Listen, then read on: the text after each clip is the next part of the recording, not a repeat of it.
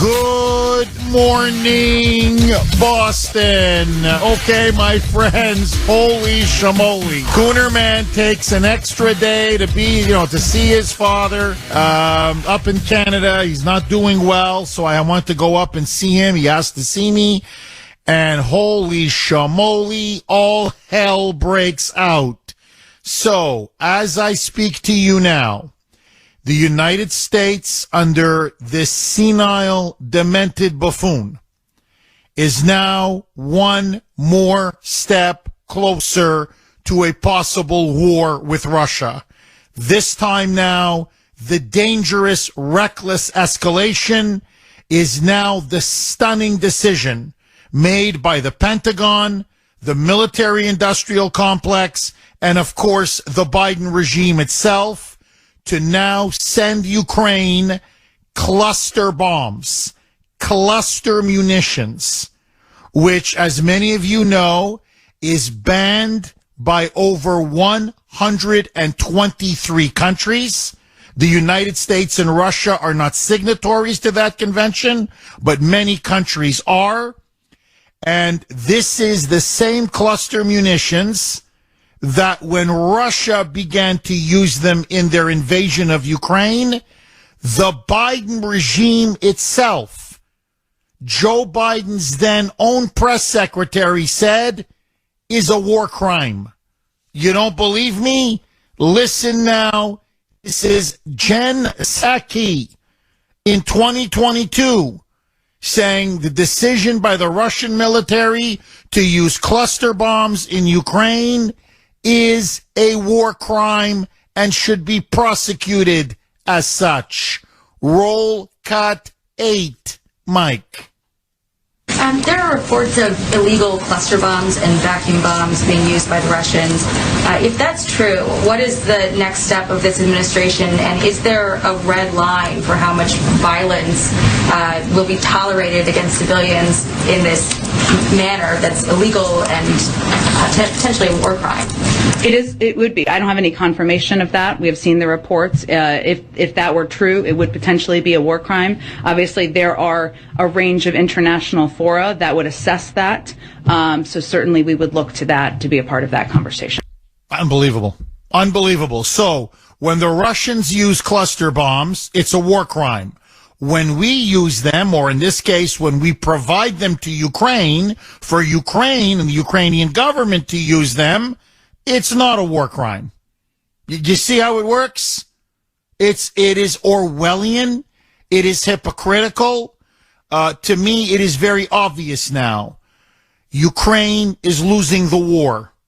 The counteroffensive, the much hyped counteroffensive, has stalled. And now they are desperate. This is clear desperation. And make no mistake about it, my friends. Biden supporters, liberals mostly, and neoconservatives in the media can spin this any way they want. By sending those cluster munitions, those cluster bombs to Ukraine, the President of the United States and Zelensky are now war criminals. Because the thing about cluster bombs, and let's not mince words here, is the way they're used is they are fired and then they are in midair. They are broken up into numerous projectiles to be spread and detonated over a large area. So the intent is to cause maximum damage, frankly, maximum terror, but because it's spread over such a large area, many civilians are killed, so-called collateral damage. On top of that, not only is it a weapon that often leads to the murder of men, women, and children, but often that they have what's called a dud rate. In other words, they land like a dud. They land and they don't detonate. But then later, like a ticking time bomb, they detonate on their own, or somebody happens to step on them or do something to trigger them. And this is where civilians then get killed in massive, horrific numbers, or they are maimed. It is one of the most deadliest, lethal frankly, atrocious weapons of war ever created. And yet here we are, having lectured the Russians, saying Putin is a war criminal who belongs in The Hague. Putin is a war criminal who should be sent to the dock for using cluster bombs. And here we are giving these very same illegal weapons, these very same cluster bombs that will definitely kill and maim civilians. There's no question. There's no question. Now, many of these civilians will be Ukraine civilians in Russian-occupied areas, but frankly, many of them will also be ethnic Russians who are in these parts of Ukraine, and many of them don't want to be part of Ukraine. So what we are now doing is now dangerously escalating and expanding the war. And on top of all of this, you now have, for the first time, major cracks in NATO. The NATO alliance doesn't like this decision. In fact, if you noticed, Biden unilaterally announced this decision. Why? Because most NATO members are against it. In fact, in public, the United Kingdom, our closest ally in NATO, has said this is wrong. We do not support this decision. We will not support this decision. Why? Because we, the United Kingdom, Great Britain, are a signatory to the very convention that bans the manufacturing, production, deployment, or use of so-called cluster bombs. Listen now to Rishi Sunak. Rishi Sunak saying, no, we can help Ukraine. We have been helping Ukraine. We send them heavy battle tanks. We send them long-range missiles. We send them weapons. We send them ammunition. But this is not a weapon of war. This is a weapon to kill and maim civilians. And we will not do it. Roll cut 14, Mike. Well, the UK is signatory to a convention which prohibits the production or use of cluster munitions and discourages their use. We will continue to do our part to support Ukraine against Russia's illegal and unprovoked invasion. We've done that by providing heavy battle tanks and most recently long-range weapons, and hopefully all countries can continue to support Ukraine. Russia's act of barbarism is causing untold suffering to millions of people. It's right that we collectively stand up to it, and I'll be heading off to the NATO summit next week in Vilnius, where we will be discussing exactly this with our allies, how we can strengthen our support for Ukraine. Well, but cluster bombs is not the way to do it. So even the Brits, who have been one of the most vocal and strident supporters of Ukraine, are breaking with Biden. The Spanish government, Spain, has now openly broken with Biden. So here you now have major cracks, major divisions in the NATO alliance itself. Now, Biden now is taking heat. You can tell now, the walls are starting to close in. The war, after 2 years, is not going the way the Biden regime predicted. The Ukrainians, the counteroffensive, the much vaunted and hyped counteroffensive, is now fizzling and petering out. Zelensky now is being exposed as a thug, now a war criminal, a dictator who bans all political parties, bans all opposition media, has closed down Orthodox Christian monasteries, Orthodox Christian churches. In fact, literally, priests and monks have been arrested. This is the so-called democracy that the West and NATO and this regime, the Biden regime, are trying to prop up. So he goes on CNN. This is CNN. With Fareed Zakaria. And even Fareed Zakaria says, well, hold on. You're giving Ukraine the very same weapon that you said is a war crime when Russia used it. So how can you explain this blatant act of hypocrisy and double standard on your part? Listen now to to Dementia Joe. Roll cut 7, Mike. The news is that the administration is going to provide cluster munitions to the Ukrainians. These are weapons that 100 nations ban, including some of our closest NATO allies. When there was news that the Russians might be using it, admittedly against civilians, your then press secretary said this might be to constitute war crimes. What made you change your mind and decide to give them these weapons? Two things, Fareed, and it was a very difficult decision on my part. And by the way, I discussed this with our allies, discussed this with our friends up on the Hill, and we're in a situation where Ukraine continues to be brutally attacked across the board by munitions, by these cluster munitions that have dud rates that are very, very low, I mean very high, that are a danger to civilians.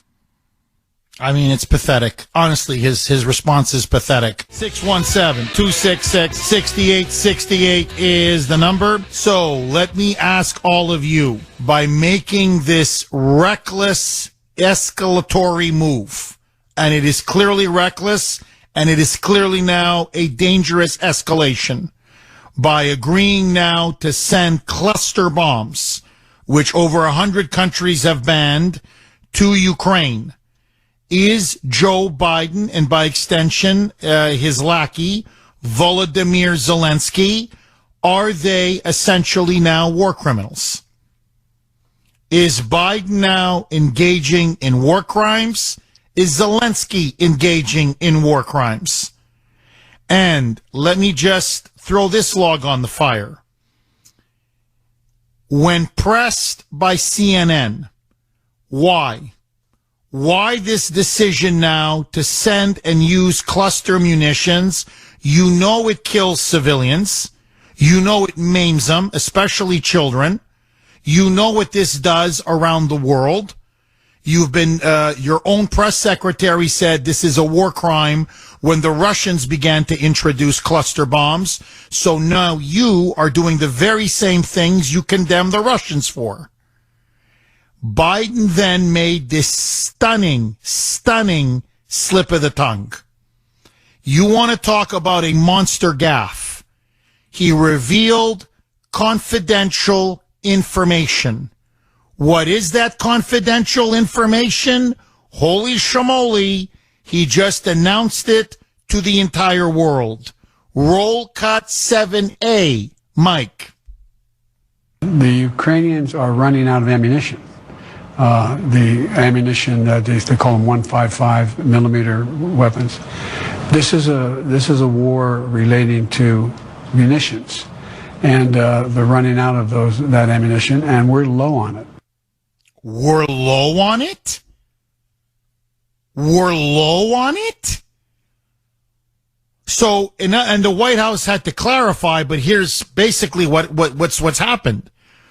The Ukrainians have run out of this 155 millimeter artillery ammunition. Now, they've been given 2 million of these shells. 2 million. And apparently they're gone. They've used them all up. 2 million.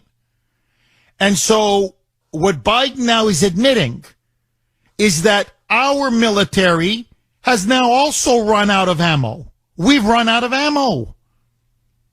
We have depleted our own stockpile of these 155 millimeter artillery shells, artillery ammunition, because we gave them all to Ukraine. So, as he admitted in that CNN interview, which is to me absolutely stunning, we are now out of ammo. He has so hollowed out our military. And by the way, not just with Ukraine. If you look at Biden in general, what did Trump bequeath to him? Trump bequeathed to him oil reserves full, a military that was completely restocked, rearmed, resupplied. And what has Biden done in 2.5 years? He's depleted our strategic oil reserves. He then gave the Taliban billions and billions and billions of our best military hardware. And now he's hollowed out our military by depleting our ammunition stockpile. So he just told the Russians, and more importantly, he just told the Chinese, you can invade Taiwan all you want. We're out of ammo. We can't send Taiwan anything to defend themselves because we're low on ammo ourselves. Now, I want you to stand back and think about how much this guy now has absolutely hollowed out, depleted, and essentially now broken the back of our military.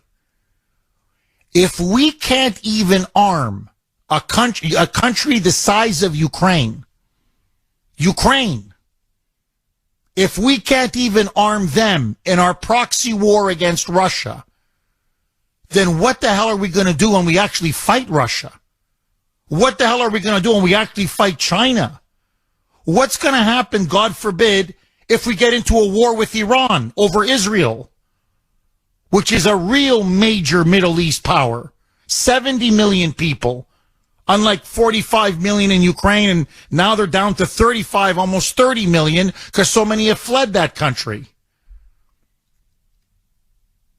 If you remember, the reasoning behind this war for so many of these Biden supporters and the neocons in Washington, the warmongers, is that by arming Ukraine and arming Ukraine and arming Ukraine, that we would weaken Putin, weaken Russia. My friends, I don't know how to tell you this. It looks almost like the reverse is happening. The Russians still occupy 20% of Ukraine. They still have Crimea. They own much of the Donbass. They own much of eastern and southern Ukraine. Their positions now are heavily fortified, frankly, almost invulnerable, almost, to this counteroffensive. But we're the ones that are being weakened. We're the ones that are seeing our credibility on the world stage evaporate. We're the ones now being exposed as a paper tiger. We're the ones now, we've run out of ammunition. And we've now been exposed as having blown up the Nord Stream 2 pipeline, a flagrant act of war. And now we don't even have the means to defend ourselves. Never mind help our allies around the world because these idiots emptied out our stockpiles without thinking maybe we should ramp up production. Biden is leading us to disaster. Jeff Kuhner, Boston's Bulldozer, 617-266-6868 is the number. Okay, let me ask all of you. Should we be sending cluster bombs and munitions to Ukraine, which the administration itself has now said in the past is a war crime? And if we are sending them now these lethal munitions that we know maim and kill civilians, that's no denying. I mean, that's what they do. That's why they're used, to spread fear and terror. Is Biden himself a war criminal? And what do you make of his stunning admission that we're sending these munitions because they've run out of 155 millimeter artillery shells, and that we're low on them as well? And so to build time to ramp up production, it's a bridge, as he calls it. It's a bridge, as he calls it. So we're sending them these cluster bombs so our factories can start churning out this ammunition to keep sending to Ukraine. So we're now essentially out of ammo as a country in terms of our military. Are we now being dangerously weakened and depleted? Is our military being hollowed out as we give everything to Ukraine in what appears to be, so far anyway, a futile, ineffective counteroffensive? 617-266-6868. Anthony, yes, you're hearing this correctly, in Portugal, the country Portugal. Anthony, thanks for holding and welcome. Jeff, listen, you're right on. I agree with the cluster bombing that we shouldn't give it to them because they were against it before, right? Now all of a sudden, because they're running out of precision guided weapons and the sophisticated stuff, that's their last resort. And, it wouldn't be bad if someone else was proposing it. But the hypocrites, the adults in the room, they're the ones who are like, we're all so noble. We have to do it the right way. There's no way to fight a war, right? So the word on the street in Europe right now is, and I'm watching a lot of the local media, is they're in Vilnius for NATO. And the United States is begging Ukraine to stop the war right now because they know they can't afford to fight. And the NATO allies are saying, wait a second, if Ukraine joins NATO, not just we have to send money that we don't have as Europeans, we got to send our women and our men over to Ukraine to fight. And they don't want to fight right now. You remember when Trump was trying to tell everyone in the NATO alliance, you have to kick it up, you got to kick in more money? What did they say about us when we said that? You're unpatriotic, you're not democratic. But now over here, they're calling it burden sharing. So what they're not telling you in the U.S., that the United States is begging Ukraine to end it. And Zelensky's like, we're not going to end it until we get all the land back, including Crimea. So this could keep going on and on and on. I told people about 2-3 months ago we were running out of weapons, and I got it from reliable sources, people who are in the business. They screamed at me, called me a Putin apologist. I'm like, you don't know what you're talking about. A lot of weapons are being smuggled out or sold to third countries, and it's a problem. So I agree with you, Jeff. You're right on. Anthony, thank you very much, and enjoy Portugal. I hear it's a beautiful country. Anthony, and thank you very much for that call. No, look, there's no question. We called it on this show months ago. We said we are being slowly hollowed out. Our stockpile is being reduced, depleted. Our military is being weakened. And I want to know, and I think the American taxpayer now demands to know and should know, what happened to the $120 billion we sent to Ukraine? What happened to the $120 billion? That's a lot of freaking money. I mean, that's an army, man. That's a conquering army. You know what $120 billion is? And the Ukrainians are still not winning this war?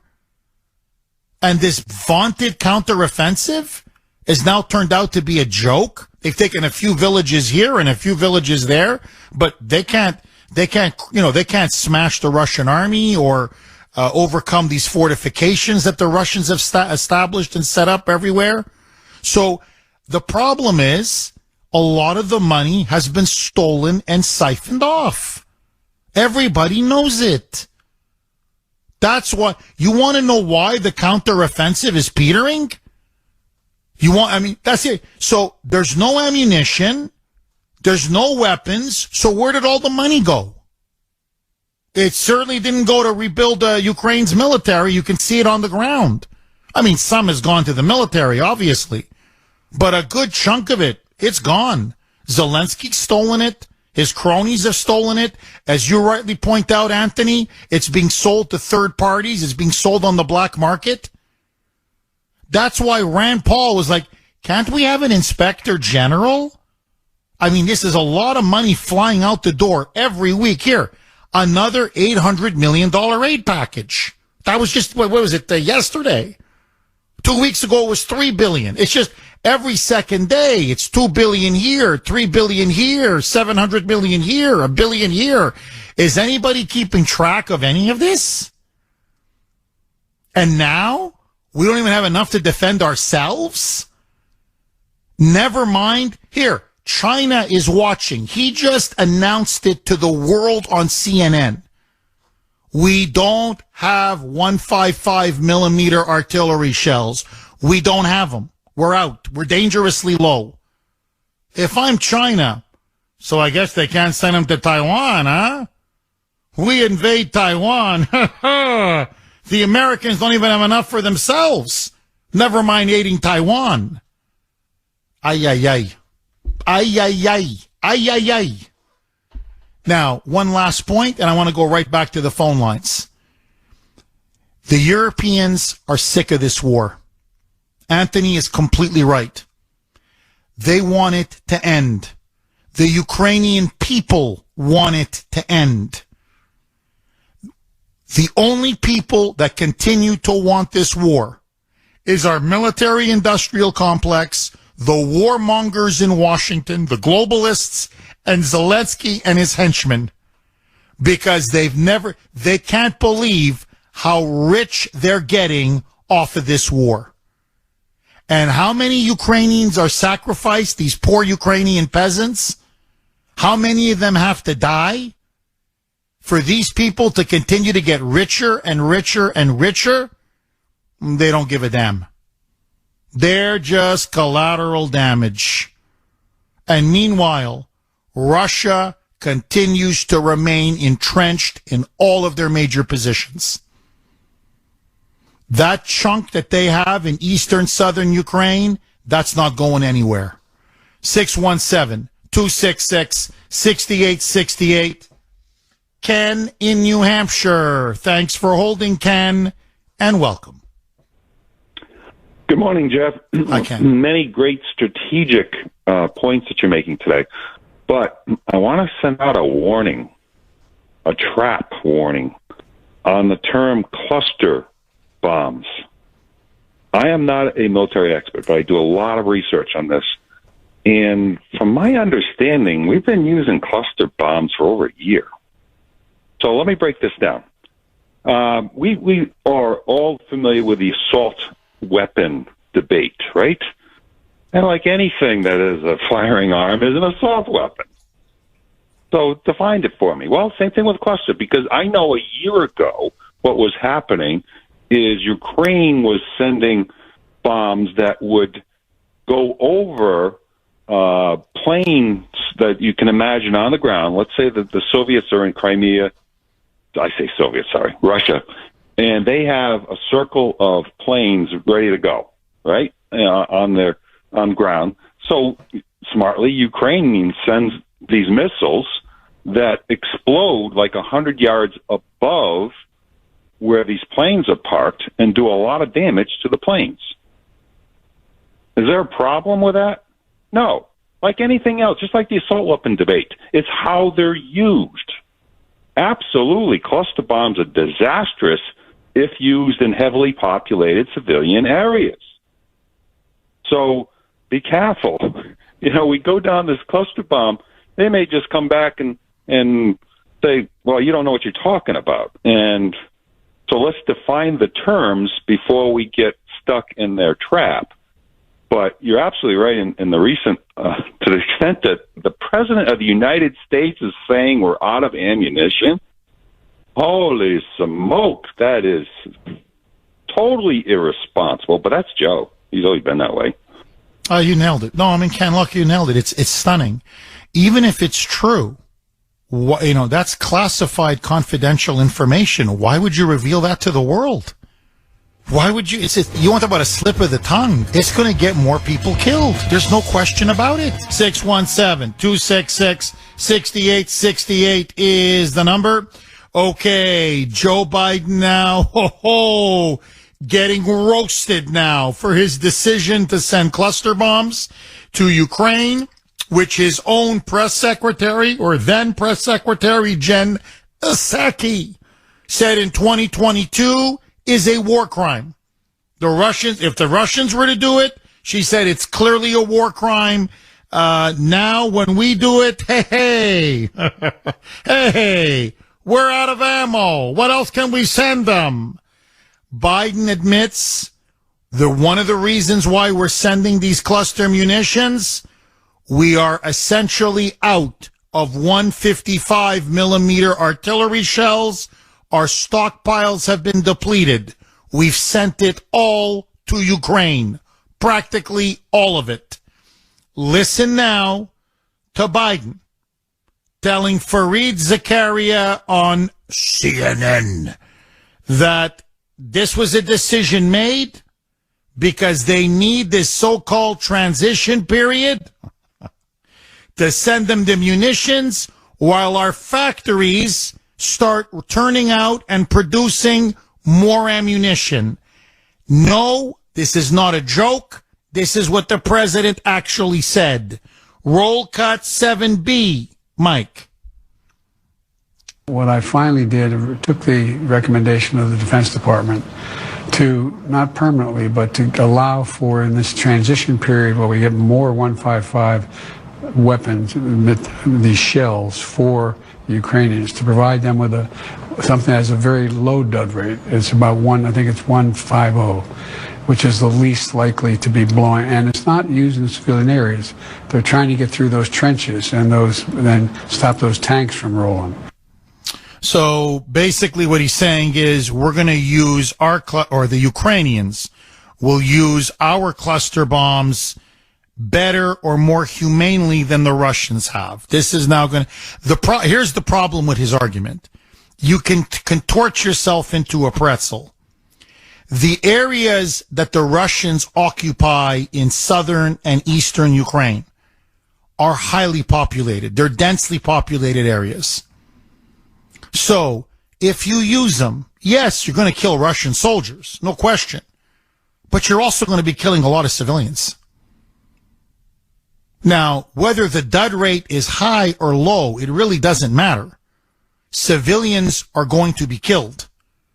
Many civilians are going to be killed. This is why not only is he being roasted, criticized, condemned by conservatives for this decision, but even now, for the first time, many on the left finally are saying, whoa, whoa, whoa, whoa. We send them cluster munitions. We are now crossing a red line, a moral red line from which there can be no going back. What is the difference now between us and Putin? Listen now to California Representative Congresswoman Barbara Lee on CNN saying, I'm sorry, his administration said it was a war crime. They had it right the first time. Roll cut 13, Mike. Cluster bombs should never be used. That's crossing a line.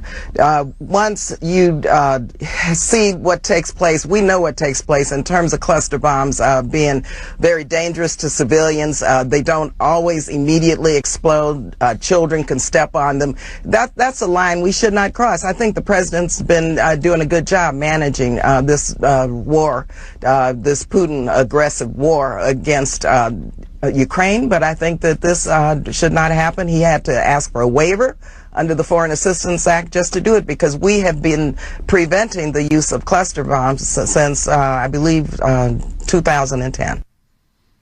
Well, it's a line now that he's just crossed. And so my question now to the liberals out there, to everyone, obviously, but to liberals, moonbats, Democrats, to those of you who used to be in the anti-war movement, how long are you willing to sell your soul for this guy? How long are you willing to abandon and reject, betray every single fundamental principle you claimed you had? Because that's what you're now doing. This man now is recklessly expanding the war. He is dangerously escalating the war.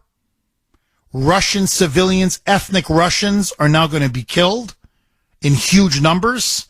This is going to force the Russians now to escalate on their end. And we will now be committing war crimes. But make no mistake about it. Biden is now a war criminal. And so is his vassal in Kiev, Zelensky. We have now blurred the lines. What's the difference between Biden and Vlad? Right now, after this decision, not much. 617-266-6868 is the number. Joe in New Hampshire. Thanks for holding, Joe, and welcome. Hi, Jeff. This is Joe. Unfortunately, I have a lot of experience with cluster munitions from my time in Iraq and the devastation that it does on the civilian population, but also anywhere it goes, you can't move in your troops after, because it's just essentially you're laying a landmine field out there that nobody can move into. So, Joe, when people are saying this is going to kill civilians, You're saying, look, I've been to Iraq. I served in Iraq. I see what these weapons do. They maim and kill civilians. In other words, their use generally do lead to war crimes, correct? We lost a Marine, lost his leg, because after you put the munitions out there, it's called DPICM. It's a 155 round that goes off, and it's really effective against the enemy. But the problem is, he says whatever 0.5 dud rate. It was closer to 2 or 3%, which means if you put hundreds of these bombs out there, you could have about 10 of these little landmines out there. And one of our Marines stepped on it, and therefore the same area that we were supposed to occupy became unattainable. And this is also in an area that we were doing in a city. Now, you go into muddy areas, fields such as that, it's going to literally embed itself into the ground. It won't go off because of the mud. I saw this in your homeland of Croatia, and I talked to them, how did they get rid of them? And they said they actually took years and years and years when they were having their wars against Serbia and Bosnia, and they would have to rope off the area and put goats in there, and therefore they couldn't even farm these fields that they needed. And civilians did get hurt, and many got killed. Joe, are you stunned? Are you surprised that Biden has decided to go down this road? Surprised. You say Biden, but he's truly not calling the shots, because any American president would realize that when you start escalating, what is the end game? This is what I keep going down to. Do I think that Ukraine should be sovereign? Yes. Do I have do I have two sons that are military age, and would I want to send them over for the Ukrainians? No. So what is the end game? And so therefore, I do think that this is becoming war crimes, and it's going to be escalated. And the fact that he mentioned that he doesn't have 155 rounds, artillery is called the king of battle. If you look back, World War I, World War II, most casualties was from the indirect fire of 155 rounds, 105 rounds, and then turned into 155 rounds. So therefore, the fact that he's saying, I don't have a right cross to hit you with anymore is just insane. So not only is he doing this terrible work with this war crime, is he going to hurt more people, he's going to escalate the war, and then he's telling China, like you were just saying, that, hey, we don't have anything. So tough luck, Taiwan. Joe, thank you very much for your service, and thank you very much for that call. Really informative call.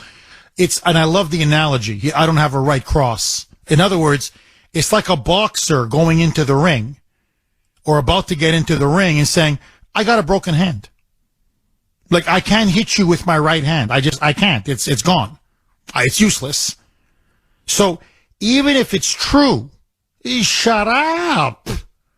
Well, you don't tell your opponent that, or you don't tell people in the ring that. So the fact that he would even say it, that's why, that's another thing that shocked people. They go, why would you even say that? Why would you even admit that? Now you're being unnecessarily provocative, because now you're telling our enemies, wink, wink, we're out of ammo. Uncle Sam can barely defend himself now. They've depleted that stockpile. They're out of ammunition. So if you want to make a move, now is your time to make a move. Again, this is why you don't have someone who's demented as president of the United States. When you're that senile, this is the stuff. He just keeps blurting stuff out that he has no business blurting out. If we're not careful, he's going to get us all killed. 617-266-6868 is the number. Now, to me, what's almost as frightening, as this decision now to send these so-called cluster bombs or cluster munitions to Ukraine. Listen now is the lying, the propaganda from this regime, and how they lie so easily. It's like when these libs call into the show. They lie without blinking an eye, incorrigibly, pathologically. Martha Raddatz, ABC, big water carrier for Biden. Even she confronts John Kirby, who's the spokesman for national security for the Biden regime, their professional paid liar, a lying liar, as they say. And She even says, why are we sending cluster bombs? Your own administration, hell, your own spokesperson said it's a war crime. So now you guys are in the business of committing war crimes? Listen to the response from Kirby. Roll cut 12. Mike. They're obviously a threat to civilians if they don't explode. Why is the U.S. not banning them, period? We are very mindful of the concerns about civilian casualties and unexploded ordnance being picked up by civilians or children and being hurt. Of course we're mindful of that. And we're going to focus with Ukraine on demining efforts. In fact, we're doing it right now, and we will when war conditions permit. But these munitions do provide a useful battlefield capability. And I will remind that while Russia is using them in Ukraine in an aggressive war on another country and indiscriminately killing civilians, the Ukrainians will be using these cluster munitions, obviously, which have a very low dud rate, but they'll be using them to defend their own territory, hitting Russian positions. So in other words, the end justifies the means. That's what you keep hearing now from the Democrats and the warmongers, the war party in Washington, over and over and over and over again. The end justifies the means. Well, they'll be killing Russians. They'll be killing Russian troops. It'll be done on Ukrainian soil. So that's your excuse now. So now, we can commit war crimes. But as long as it's done on someone else, if it's done on your soil, then go ahead. Commit all the war crimes you want. By the way, those are Ukrainian civilians that are being slaughtered. Some don't want to be under Russian occupation. Others do. They're ethnic Russians or Russian-speaking or whatever. So here you're going to have Zelensky dropping munitions and bombs that maim and kill civilians. So now he's slaughtering his own people. And by the way, just 3 weeks ago, to show you how it's like, this war is so full of lies. They can't remember the lie from last week, never mind last month. 3 weeks ago, Zelensky was doing a media tour saying, we've got the Russians right where we want them. This is going to be the mother of all counteroffensives. Putin will lose. Ukraine will win the war by the summer. I promise, I guarantee it. We will be drinking vodka in Kiev. And 3 weeks later, now the Russians have beaten back every single attack by the Ukrainians. This is an act of desperation. Now they have to use terror, mass terror, in order to try to demoralize and break the Russian army. So again, I go back full circle. We gave you $120 billion. You're supposed to have one of the most formidable military machines in the entire world. What the hell happened to the money? Obviously, you stole it. But did you have to take so freaking much? Because now there's not enough left to actually win the war on the ground. 617-266-6868 is the number. Steve in Florida. Thanks for holding, Steve, and welcome. Good morning, Jeff. How are you today? I'm good. How are you, Steve? Well, in this day and age right now, I don't know. But anyways, I'm very, very nervous about what this guy is doing. He has allowed China to set up shop in Cuba. He has allowed Chinese nationalists to buy thousands of acres in this country. He has allowed thousands of military-age men, Chinese nationalists, to come across that border. They are already setting up shop here. He is giving this country away. I am truly terrified. He's going to bring this country into World War III before the 24 elections. I don't know what to say other than that, but people need to start waking up and seeing what's going on. He says he's FDR. Biden keeps saying this over and over again, that he's the 21st century version of FDR. And one of the things that really helped FDR was the war, World War II. His New Deal did not turn around the Great Depression. He was seen domestically up to that point as a failure. But it was the fact that there was World War II, America got involved in World War II, and this fight against Nazism, the Nazis, Imperial Japan, this is what really lifted Roosevelt's presidency. I think Biden looks at FDR and says, I need to be a war president.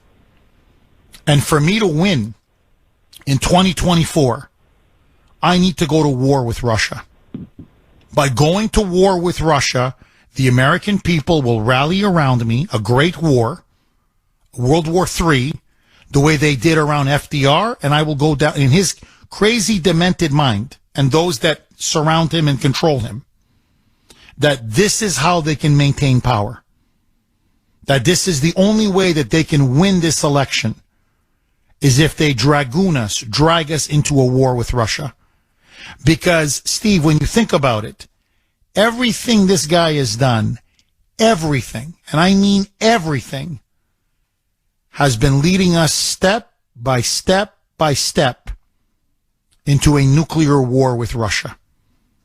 So either he's the greatest idiot the world has ever seen, who will bungle us into World War III, or this is purely by design, premeditated, and calculated. Either it's door one or door two, but either way, we're in big trouble. I mean, Steve, am I wrong? With you, Jeff, I am terrified that we are not going to have a 24 election because we are going to be in World War III.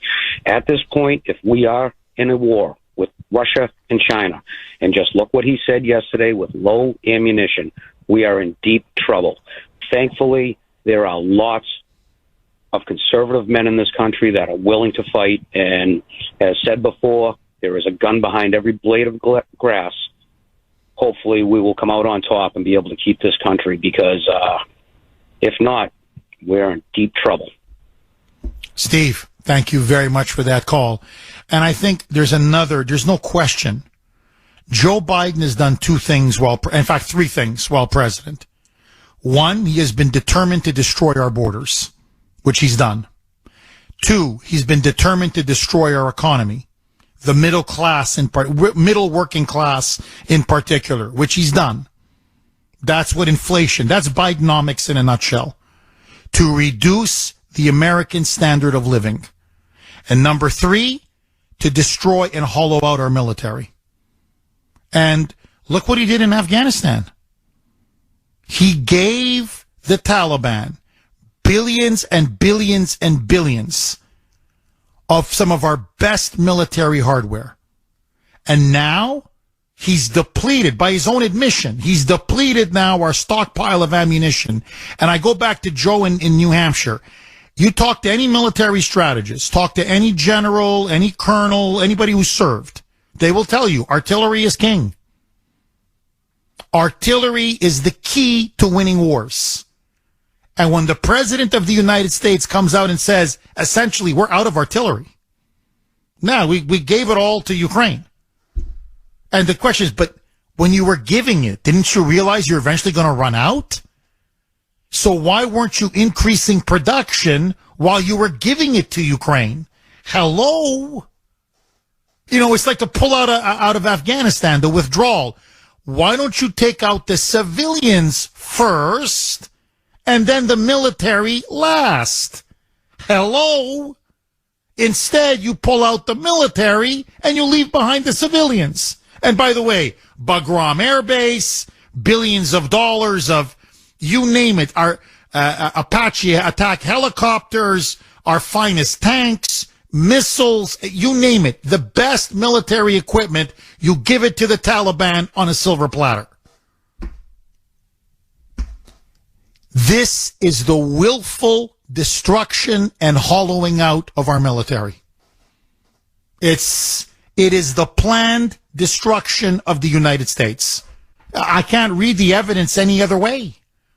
617-266-6868.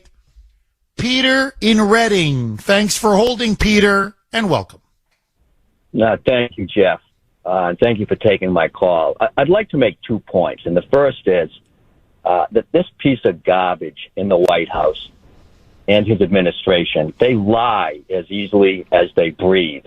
And I think the most dangerous thing about this conflict in Ukraine is that we have these people, this administration running the show, and they're a collection of cowards. I doubt any one of them have ever been in the military, never mind ever been punched in the face.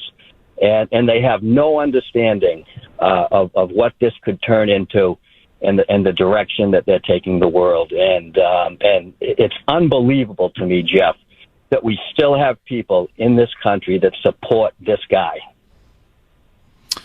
Peter, I am so with you. And to me, this is almost like the last step. You now have a president who, by his own admission, or his own administration's admission, is now sending weapons that he knows will maim and kill civilians. 617-266-6868 is the number. You can text us 70470, 70470. This is from 917. Jeff, if you need to isolate one symbol of what has happened to our once proud and feared military, only 5 words are necessary. 4-star Admiral Rachel Levin. I mean, yeah, that pretty much, a transgendered military does not inspire fear or respect around the world. Let's just put it that way. Or neither does your commander-in-chief telling everybody, well, we're out of ammunition. What do you mean you're out? We're out. We gave it all to Ukraine. So we're going to give them these cluster bombs so they can kill civilians. Because we gave them everything. We have. Didn't you think to make more? No. Ay. 617-266-6868. Okay. He also then revealed this. On top of everything else, this is what Joey has now revealed as well. No, he doesn't want Ukraine in NATO for now. For now. They want Ukraine in NATO. There's no question it was Biden that pushed it. That's what instigated and started this war. But he says, no, well, if they're in NATO now, then basically we're at war with Russia now. And we gotta slowly push this thing to war. We can't just announce it. We can't just declare it by having NATO membership granted to Ukraine immediately. But as the Ukrainians are slowly integrated into NATO, as step by step by step they're brought into the fold of NATO, we will now treat Ukraine as we do Israel and other key pivotal allies. Listen now to Biden saying, from this point forward, we will underwrite and guarantee the security of Ukraine. Roll cut 9A, Mike. I've spoken with Zelensky at length about this. And one of the things I indicated is the United States would be ready to provide, while the process was going on, and it's going to take a while that process was going on, to provide security a la the security we provide for Israel, providing the weaponry, the capacity to defend themselves if there is an agreement, if there is a ceasefire, if there is a peace agreement. And so I think we can work it out, but I think it's premature to call for a vote, in now, because there's other qualifications that need to be met, including democratization and some of those issues. I mean, this is incredible. I mean, by the way, just so that you know, the Germans are dead set against Ukraine going into NATO. In fact, the German government, Berlin, is saying they will go to the mat on this issue. As Anthony in Portugal called earlier in the show, said, most Europeans do not want to fight and die for Ukraine. Most Europeans do not want Ukraine in NATO. So public opinion is against them. The German government, which is maybe the most powerful in all of Europe, in terms of its economic weight, is against it. Why? Because as the Germans say, once Ukraine is in NATO, we are automatically at war with Russia. Then Article 5 of the NATO Charter kicks in. If one country is under attack, then all countries are under attack, and we must come to that country's defense. So, putting Ukraine in NATO guarantees World War III, inevitably triggers World War III with Mother Russia. So the Germans now stand as the key obstacle. So Biden now is saying, okay, but in view of them Ukraine not being admitted into NATO, then I'll tell you what we're going to do. We're now going to completely guarantee the United States. We will guarantee and underwrite Ukraine's security. Are you kidding me? Are you kidding me? Did Congress have a vote on this? Do the American people have a say? So all of a sudden now, we are to guarantee Ukraine's independence, Ukraine's sovereignty, Ukraine's security. By the way, thousands and thousands of miles away, literally on the border with Russia. And what's the vital national interest for the United States? And you don't even get the consent or the buy-in, the approval of the American people, never mind Congress? I mean, this is where are the Republicans? That's what I want to know. Now, what is driving all of this? Why suddenly now is Biden saying that America's national security is so at stake with Ukraine that we must deplete our own military, deplete our ammunition, deplete our artillery, weaken our military readiness, and now essentially commit ourselves to a potential war against Russia?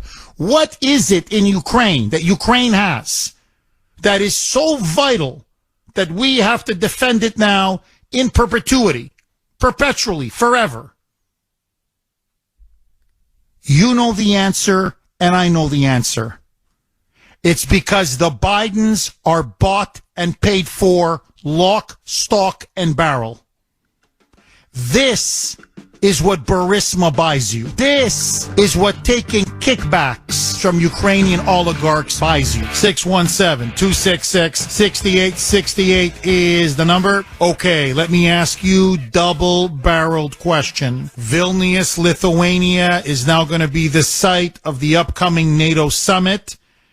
Many are now pushing, France in particular, but other countries, many Biden supporters, many Democrats, they want Ukraine in NATO immediately.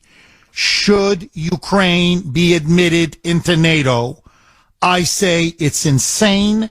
You're now looking for World War III with Russia, but that's me. And two, Biden now says the United States will give Ukraine security guarantees. We will take care of Ukraine's security forever. Ukraine will become the Israel of Eastern Europe. We will defend Ukraine no matter what the cost for in perpetuity with all the money, all the weapons, all the security guarantees underwritten by you, me, and the American taxpayer. Should the United States commit itself to securing Ukraine's independence, its sovereignty, and its security?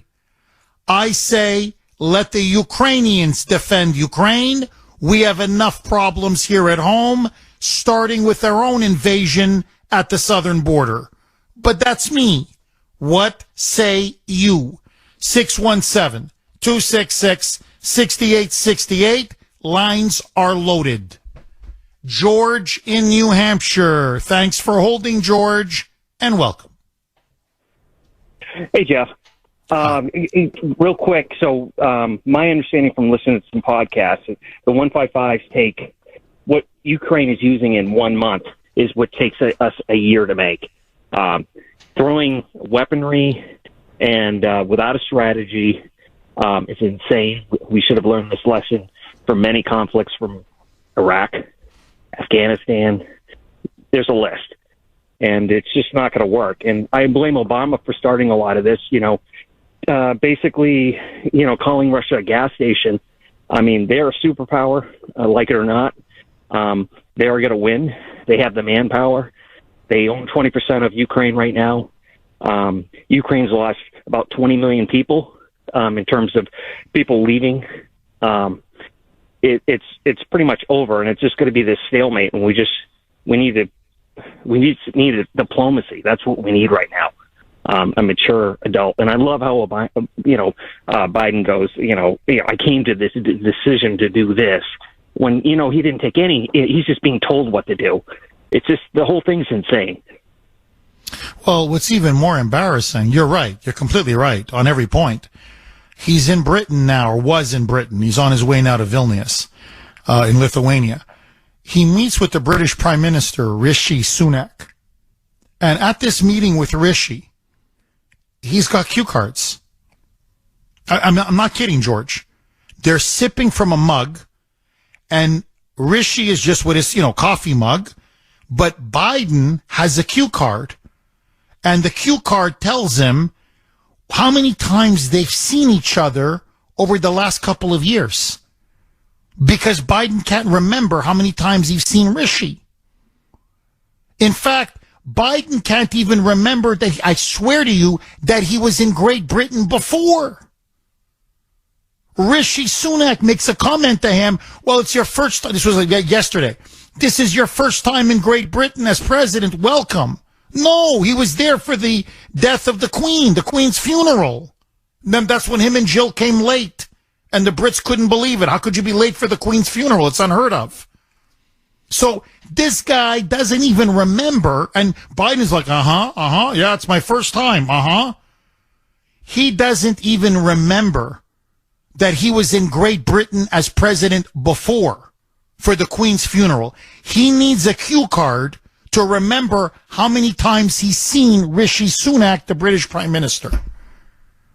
I mean, George, I'm telling you, you can't make this stuff up.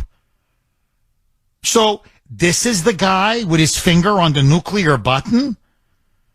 Now, let me tell you what all the Europeans are saying. All of the Europeans are saying, I know this because my wife and my 2 kids recently went to France. She has a dear friend in Italy, and they said, hey, let's meet. And her friend said, Rome is crazy this time of year. Let's go to southern France. It's beautiful. We can see Provence. We can see some of the countryside. Nice. That part of France is gorgeous. So they go to France. Every person they met, including her Italian friend, but there were many tourists from Italy, from Spain, from Portugal, from Germany, to a man and woman, they all say this. The one thing we Europeans cannot figure out is why, this is beyond politics, beyond ideology. How can you, the American people, allow someone who is so clearly senile, as they put it, this is the term, soft in the head, somebody so clearly soft in the head, to be the leader of the United States? They go, we don't understand that. You are the world's superpower. You are the leader of the free world. We wouldn't accept it for Liechtenstein. Really, we wouldn't accept it for, Iceland, which has 1 million people. We wouldn't accept it for the smallest country in Europe. Well, all of our flaws, we're not saying we're better. We're just saying we would never accept this for the smallest country. Never mind a massive great power like the United States, that you could have someone that mentally demented and you just keep having him run around making a fool of himself. Aren't you afraid for yourselves? Aren't you afraid for the world? And Grace came back and said, Jeff, there's no appetite for that war in Ukraine. The Europeans have so much trouble. They have so many problems of their own. They go, we need a war with Russia like we need a hole in the head. So, George, this is what it is. Here we are. Yeah, no, I don't know what other to say. I mean, I think the thing that I would mention is that, and the uranium rounds that Britain was pushing, I mean, that's just terrible. It's proven on the battlefield to be, it'll emit radiation. So, I think that's insane. I mean, especially when it's the breadbasket of the at least Eastern Europe. You're going to basically destroy farming agriculture areas that won't be able to ever produce. So, I mean, that seems to have disappeared from the news cycle. I don't know. It just what we need now is diplomacy. I mean, this cowboy stuff of Nord Stream was crazy. I am convinced that we were involved, especially with that NATO drill happening at the same time that. We're responsible for doing what we did. I mean, that could have, set off a chain reaction where we could have been in a nuclear conflict pretty quickly. So, I mean, it's just, this needs to end. And thank God nothing's, has spilled over to the world yet, in terms of warfare, but this needs to end yesterday. Well, now you're right, George. Look, we're flirting now with nuclear war. We really are. We're seriously flirting with nuclear war. I mean, it's insanity. It's pure insanity. And I believe that's another reason why Trump is going to win. Because he's saying, I'm going to end the war, and I'm going to end the war in 24 hours. I am the peace candidate. And there's only two major presidential candidates who are making that vow. Trump and RFK Jr., Robert F. Kennedy Jr. And both of them are surging in the polls. And both of them reviled by the establishment, reviled by the corporate media. So that tells you everything you need to know. George, thank you very much for that call. In fact, I want you to listen, all of you, you need to listen to this. The Ukrainians now, Zelensky, the Z-Boy, as he's now called, Z-Boy, is now so confident that he has Biden completely over a barrel. He's clearly blackmailing him. We're being extorted. There's no question now. He recently gave an interview where he openly said, I am supporting Biden over Trump in the 2024 election. I do not want Trump to win. He's basically urging all Ukrainians in America, or whatever, Americans of Ukrainian descent, to vote for Biden over Trump. And then he was asked again in a recent interview, what do you say about Trump's vow that he will end this war in Ukraine, deliver a peace settlement within 24 hours? Zelensky responds, you've got it. How much time left, Mike? Just tell me how much time we have. Okay, we'll play it on the other side of the break. I want to play it and then continue to get your reaction. Zelensky now interfering in our internal affairs, telling us who we should or shouldn't vote for. And he's saying, peace? I don't want peace, because he wants the gravy train to keep on rolling, baby. 617-266-6868 is the number. You can text us 70470, 70470. Okay, this is from 781. Jeff, of course, the Z-Boy, Zelensky, has the Bidens over a barrel because Z-Boy has the receipts of the Bidens' crimes, bribery, and treason. Bingo. And he wants to keep that gravy train rolling. So listen now to Zelensky, Z-Boy, interviewed and saying on ABC, translated, saying, asked about Trump and his vow to end the war in 24 hours. Zelensky says, not under my watch. Roll cut 6. Mike. Donald Trump says he would end the war in 24 hours if he was elected president. It seems to me that their sole desire to bring the war to an end is beautiful, but this desire should be based on some real-life experience. Well, it looks as if Donald Trump had already these 24 hours once in his time. We were at war, not a full-scale war, but we were at war, and as I assume, he had that time at his disposal. But he must have had some other priorities. If we are talking about ending the war at the cost of Ukraine, in other words, to make us give up our territories, well, I think in this way Biden could have brought it to an end even in 5 minutes. But we would not agree.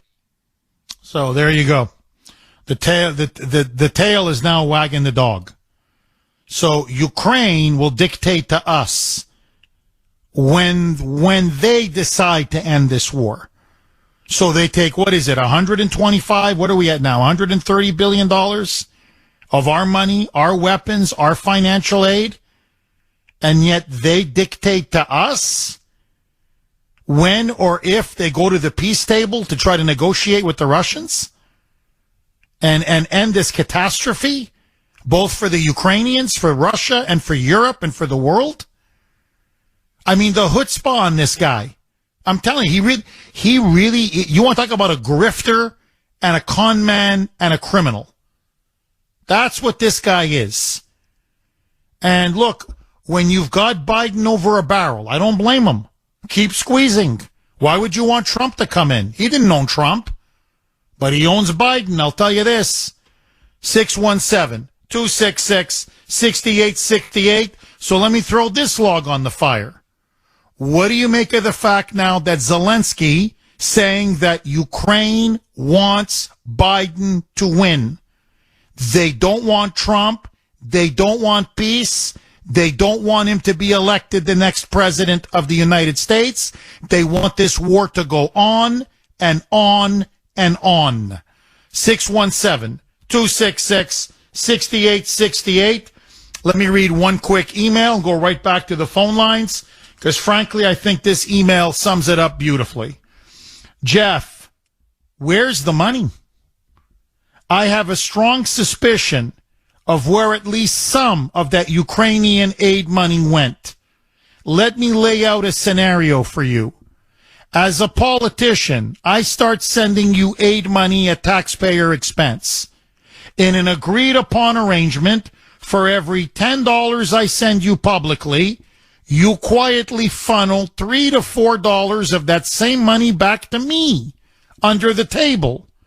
It is my contention that a large portion of that aid money has been laundered right back to cooperative U.S. politicians and additionally straight into the coffers of the DNC for itself for its war chest.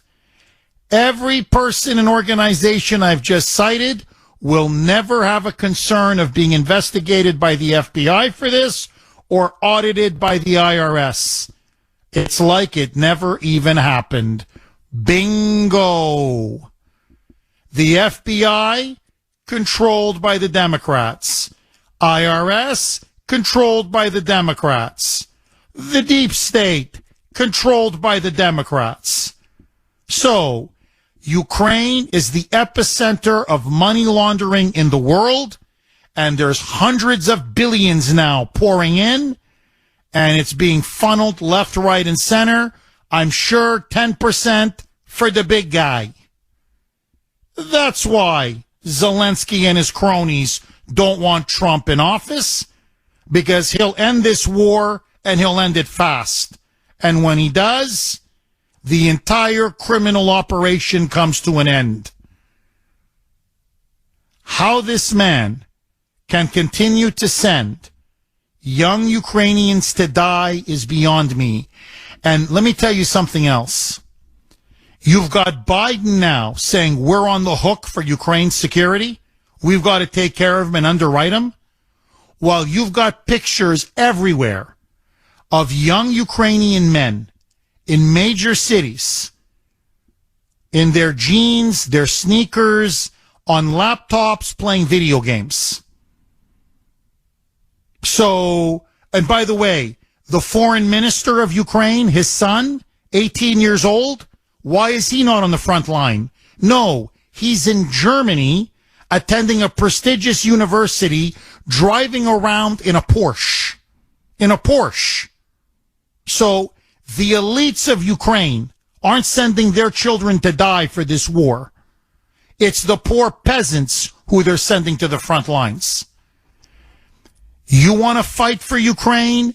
You let Ukrainian boys fight and die for Ukraine.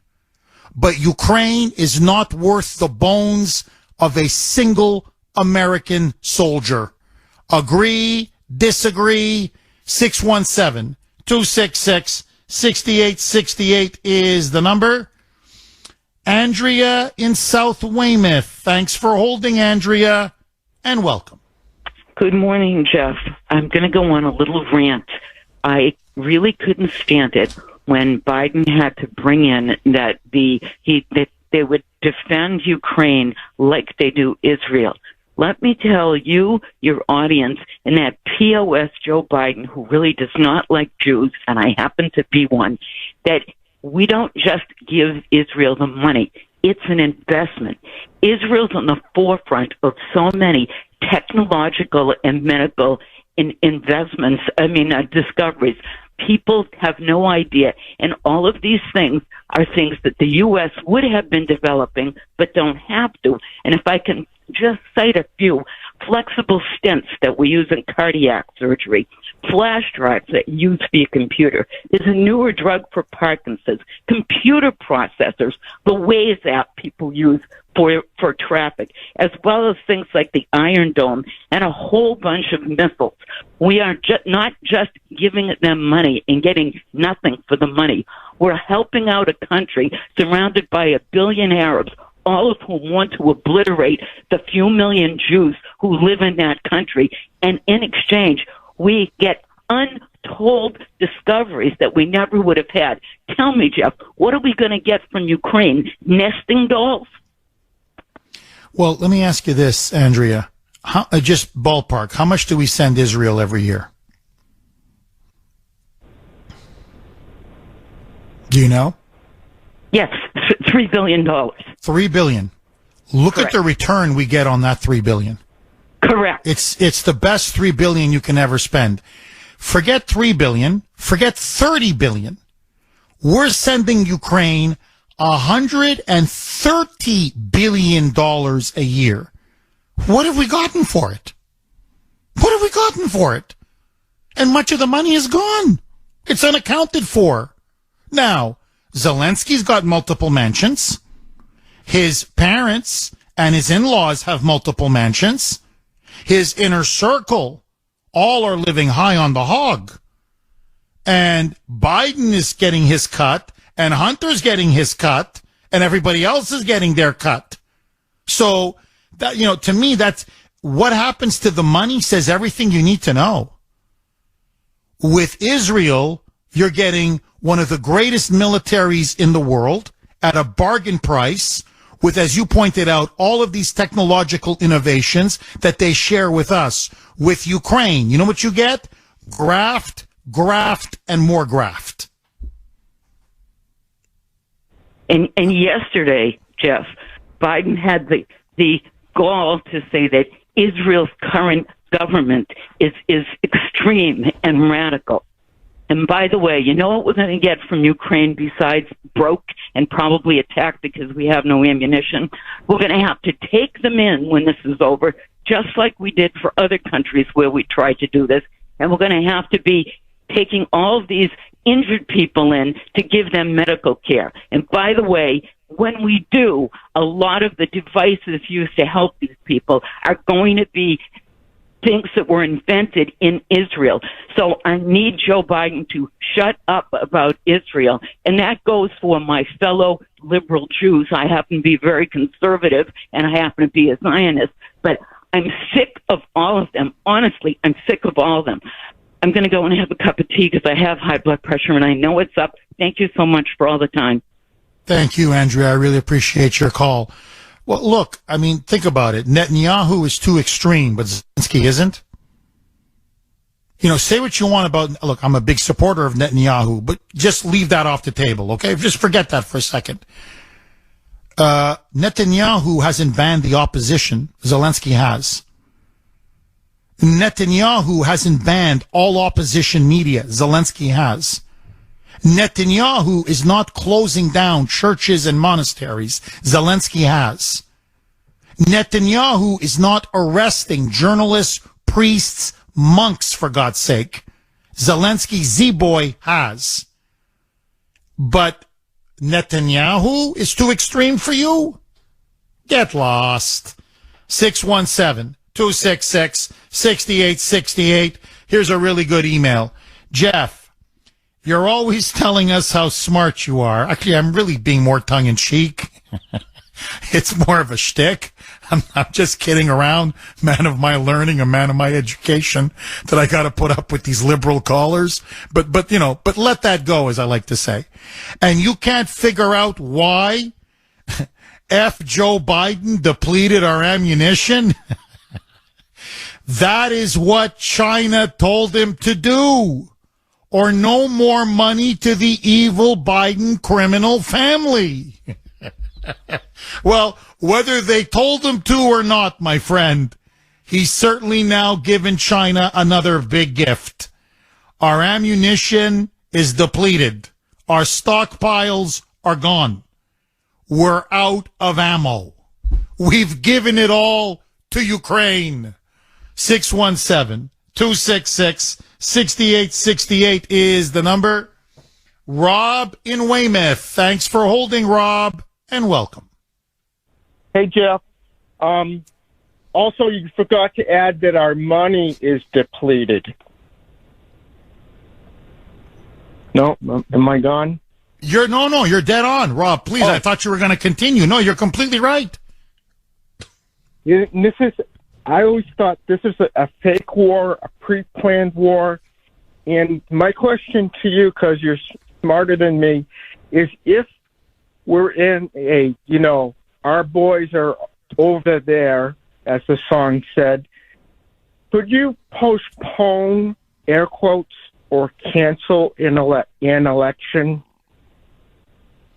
Well, in November? theory, no. In theory, no. I mean, even in World War II, FDR in 1944 ran.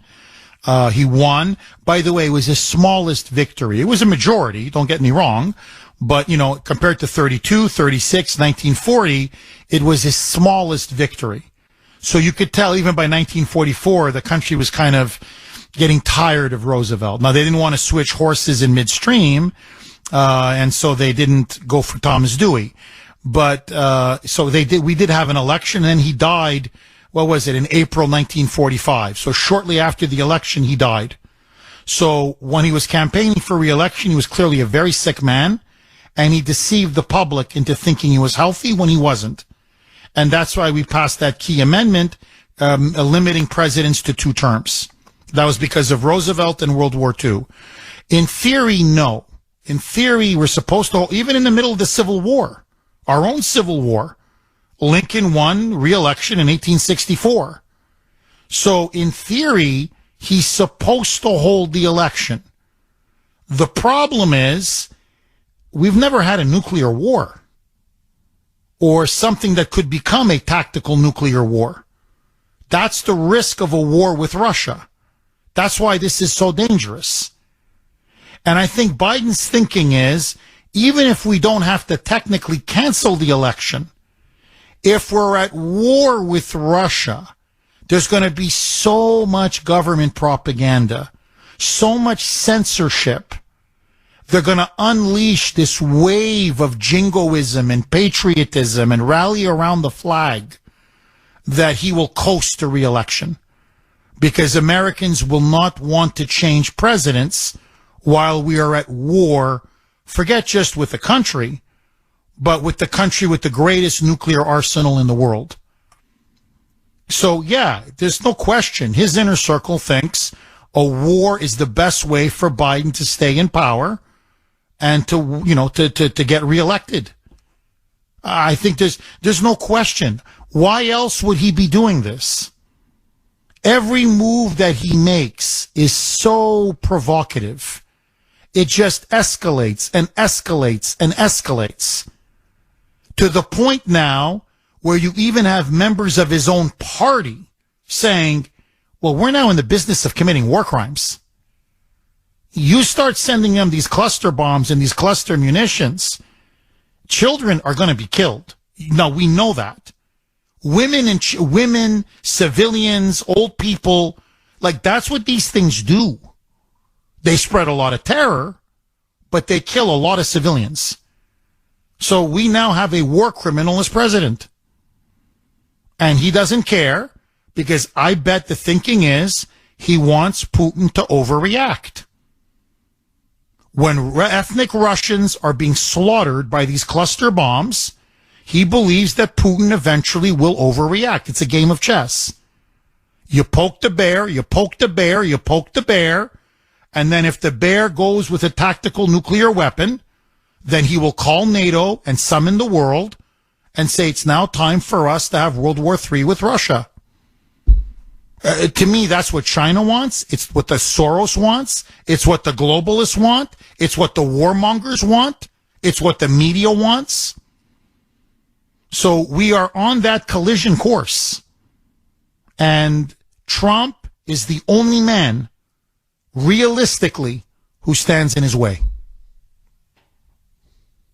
He's got my support. But the best gun in the world is a paperweight if you don't have any bullets to put into it. So I guess Raytheon is licking their lips, I guess. They're never. Anyways, the military-industrial complex will never make more money than if we go to war with Russia.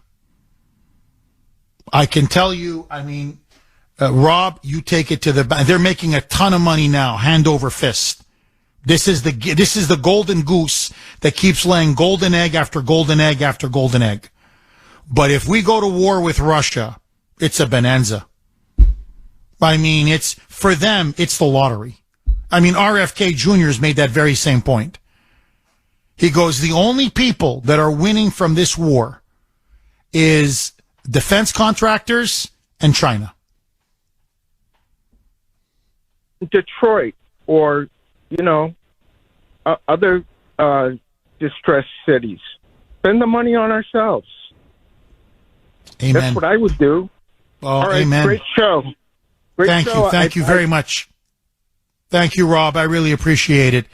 I mean, we can spend it on our cities. We can spend it securing our border. We can spend it fighting fentanyl. We can spend it doing, so many things, really. I mean, it's just rebuilding our roads, our bridges. I mean, rebuilding our military now. I mean, there's so many things we can do with this money. And for what? In the end, for what? 617-266. Even if you say we want to defend Ukraine's independence, protect the capital, expel the Russians have already now been given a really bloody nose. They failed to take the capital, Kiev. They've been pushed out of many parts of Ukraine.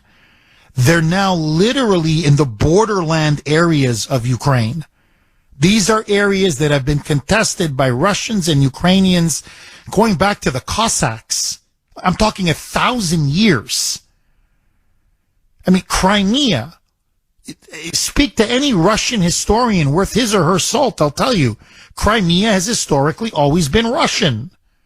Now, I know the Ukrainians got it. It was by a freak of accident when they broke away in 1991. But realistically, come on, even the most strident, militant Ukrainian nationalist will tell you, no, come on, in private. No, really, Crimea has historically been Russian.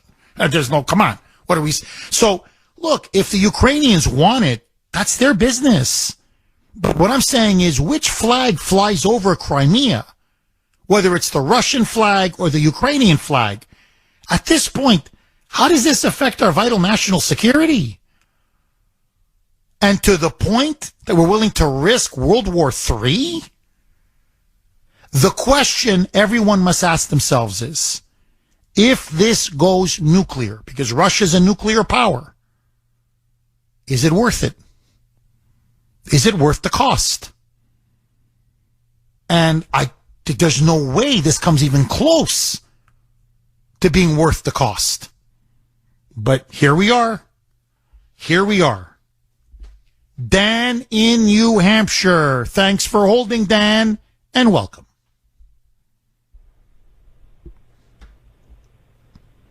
Hello, Dan. All right, let's go to Barbara. Let's see if we can reconnect with Dan. Barbara in the great state of Georgia. Thanks for holding, Barbara, and welcome.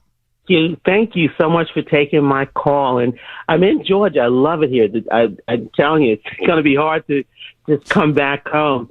But, Andrea, the lady that called, the Jewish lady that called, I'm one of those black people that believe the Jewish community, when the Jews owned the stores in the black community, black people were so much better off because the Jewish people knew our family. They knew the father and the mother. They would never sell alcohol and cigarettes to your children. They let your children know. See, I remember. Barbara, can you hang on? It's a very interesting call. I want to go back to Barbara, take more of your calls. Okay, let me ask you. It is the Kuhner Country poll question of the day, sponsored by Kelly Financial Services. Joe Biden now says the United States must guarantee the security of Ukraine the way we do Israel. Ukraine is now the new Israel. Do you think it's a good idea? Should we now pledge to fully guarantee and underwrite the security and independence of Ukraine? Yes or no? You can vote on our webpage, wrko.com/Kuhner, wrko.com/Kuhner, Kuhn as in Nancy, ER. If you prefer, you can vote via Twitter. Our handle there at the Kuhner Report, Kuhn as in Nancy, ER, all of it one word. Let's go right back to Barbara in Georgia.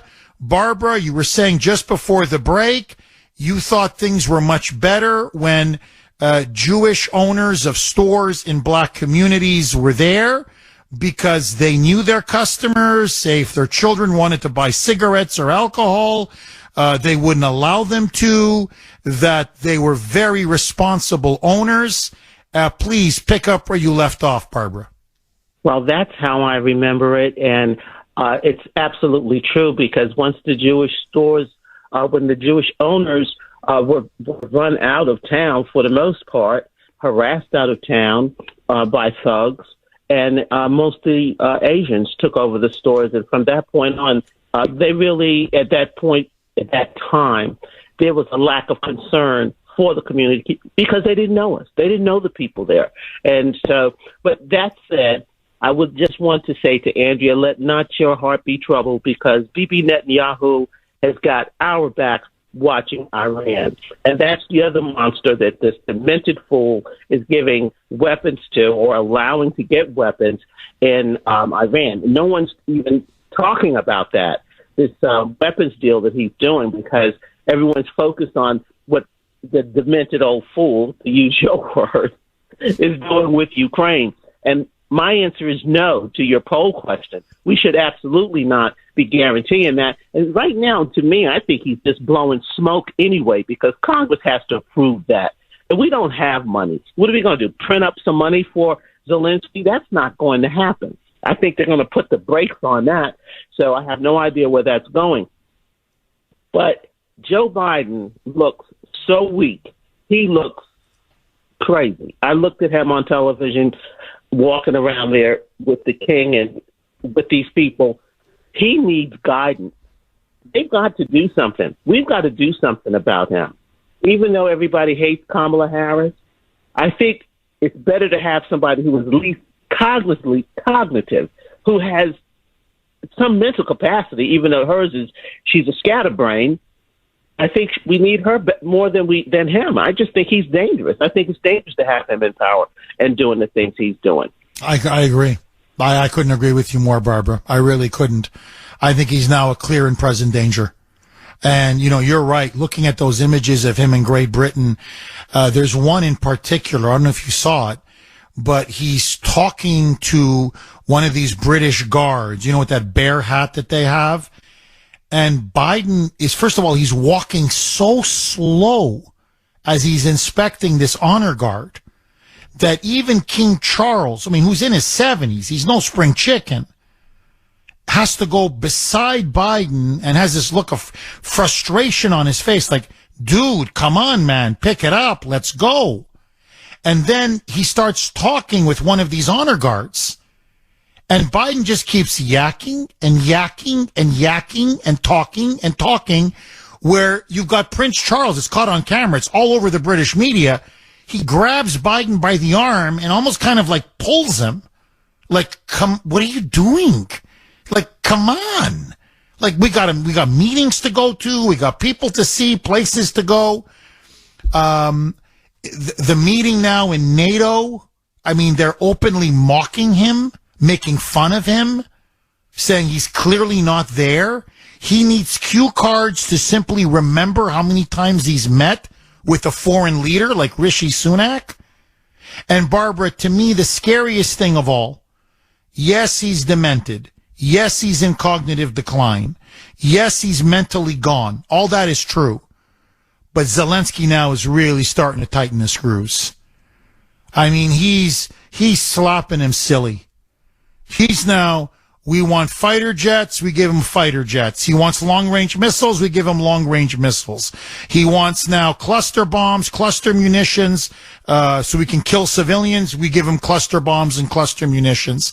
So, we've given him so much ammunition, we've literally run out of ammunition. We've depleted our stockpiles. That's how much we've given Ukraine. So, Zelensky owns them. He's got the goods on Biden. He's got the receipts. He's got the files. He's got the wire transfers. He knows exactly what he gave to Biden, or his people gave to Biden. Oligarchs, him, Hunter, the whole corrupt family. And now our president's being openly blackmailed. We no longer control our foreign policy. And we are now careening towards a military confrontation with Russia. Because he's unable to say no. He can't say no because he's compromised by the Ukrainians. I never thought I would see the day, but this is now what we're watching in front of our own eyes. And if we're not careful, this may get us all killed. 617-266. Thank you as always, Barbara. 617-266-6868 is the number. Is it time to invoke the 25th Amendment? A lot of people are now saying it's way overdue. Europeans are stunned that Biden is still the commander-in-chief. Openly now. By the way, this current visit, he's on a trip to Europe, but his 2 days in Britain, as I was telling Sandy before the show started today, they are roasting him in the media. The British media, I don't care if it's left, right, center, they are giving it to him with both barrels, saying he has insulted Great Britain, he's interfering and intervening in the internal affairs of the United Kingdom, he's humiliating the Prime Minister, he's getting involved in Northern Ireland, he's condemning Brexit. He's shown nothing but disdain for the British people, Great Britain, British history, British traditions. They go, the damage that he has now done to the special relationship will take years, if not decades, to repair, according to this morning's Daily Telegraph, saying this is how bad. He has completely sunk the free trade deal that Trump was having a couple of rounds of negotiations. They're on the verge of a trade deal with Great Britain. Biden has now sunk it. He has ended the trade talks, and he has nixed the deal. Britain now is completely disgusted by Biden and his presidency. And this is happening all over Europe. All over Europe. The Europeans are laughing at us. Is it time to invoke the 25th Amendment before this lunatic, this demented buffoon gets us all killed? 617-266-6868. Anthony in Mattapoisett. Thanks for holding, Anthony, and welcome. Good morning, Jeff. Hi, Anthony. Hey, Jeff, do you remember when the Russians, they used a cluster bomb in the city and killed a whole bunch of civilians? Yes. Remember the outrage that throughout the liberal media, throughout the world? And that made the Russians stop using cluster bombs. So now that the United States is introducing it, what makes you think that the Russians, again, will not go back to cluster bombs and use them all over the place? Because this stockpile is twice as large as ours. So I'm sure now that they got the green light to go ahead and kill massive amounts of civilians, just like the United States is going to do. So I think that's what's going to happen with these cluster bombs. And then once they run out of cluster bombs, what are they going to use? The Moabs? They're going to give Moabs to the Ukrainians? They got to remember, you know what the Moab is, right? Mother of all bombs that we own. But the Russians also have the FOAB, which is twice as strong as the Americans have. So now what's going to happen after we run out of those? They're going to introduce these bombs, which is pretty much a technical nuclear bomb without the radiation. It will destroy a city with no problem at all. So this is where it's going to, Jeff. And I agree with one of the callers before. He asked, do you think this whole thing is about canceling the elections? Well, you got to remember, Zelensky already canceled the elections in Ukraine because he was on TV saying that you cannot change leadership in the middle of a war. So I think the end game for the United States and Obama and Biden is not to cancel the election, but I think by a year from now, we're going to be in a full war with Russia, and they will delay the elections until God knows when so they can get their way. I think this is the entire end game, is to delay the elections next year because, like you said, you think, well, Trump will win. Trump is only going to win if they hold elections, Jeff. Well, Anthony, look, So let's push this because I think you're really onto something. Let's just go. Let's go where people are afraid to go. Just for the sake of argument, let's say the unthinkable now happens. Biden and the warmongers, those lunatics, get their wish. And we're now at war with Russia. That's it. You're right. We sent cluster bombs. Russia responds with cluster bombs.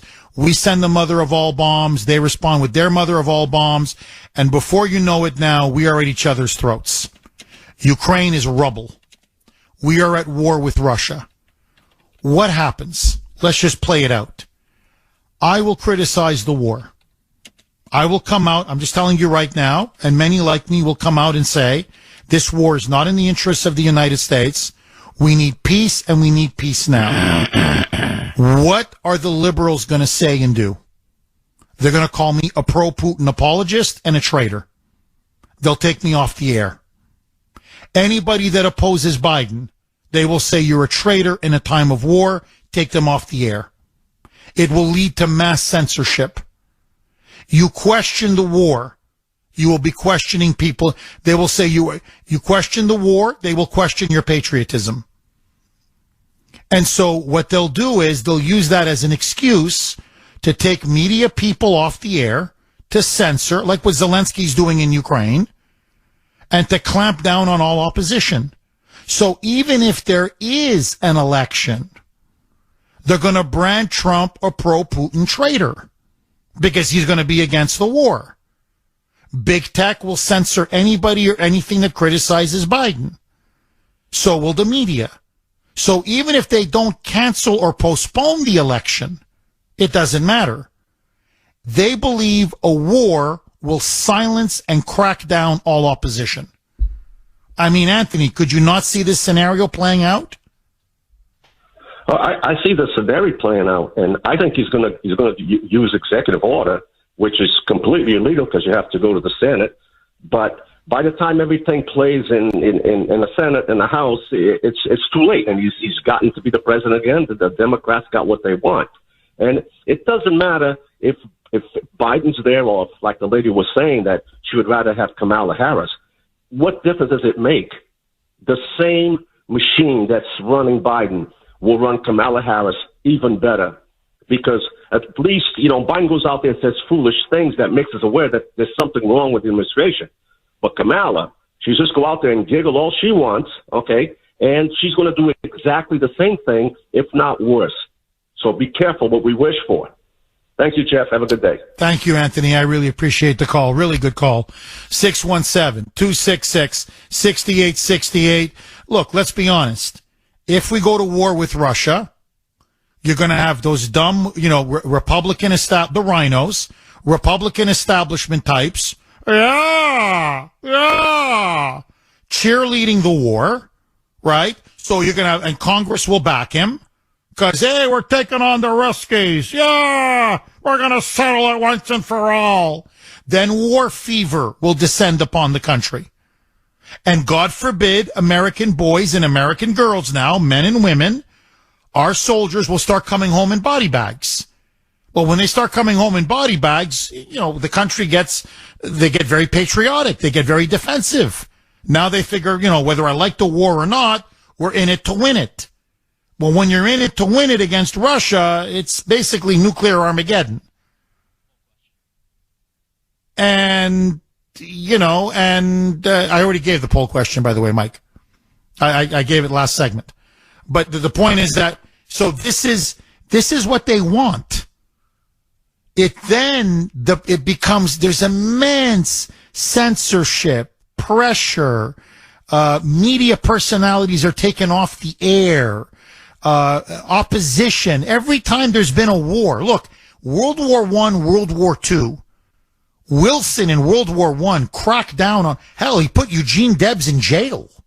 He was a socialist candidate for president. He opposed World War I. They put him in jail. So, Japanese Americans in World War II were put in internment camps.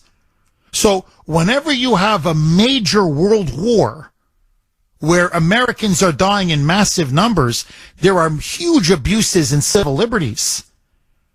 And the opposition gets wiped out. So that's what Biden and his team are counting on. And notice, they've turned Putin now into a boogeyman. He's the greatest danger in the world. Not communist China, not the little rocket man in North Korea, not Iran, not those crazy, insane mullahs. No. It's Vlad. Dr. Niet.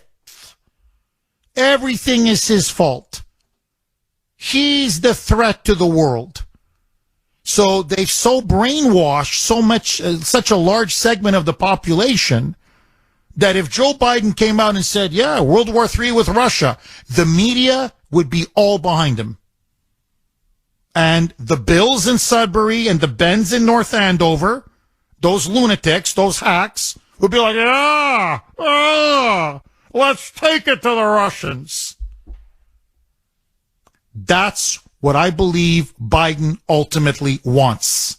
It's his only way to stay in power. 617-266-6868. That millions get killed in the process? What do liberals care? How much time left, Mike? Okay. Quick reset. Biden now does the unthinkable. He now will send cluster munitions, cluster bombs to Ukraine for Zelensky to use against the Russian army and against civilians. When the Russians tried to use it, it was called a war crime. Under the Biden regime, he himself called it a war crime. Is Biden now a war criminal? 617-266-6868.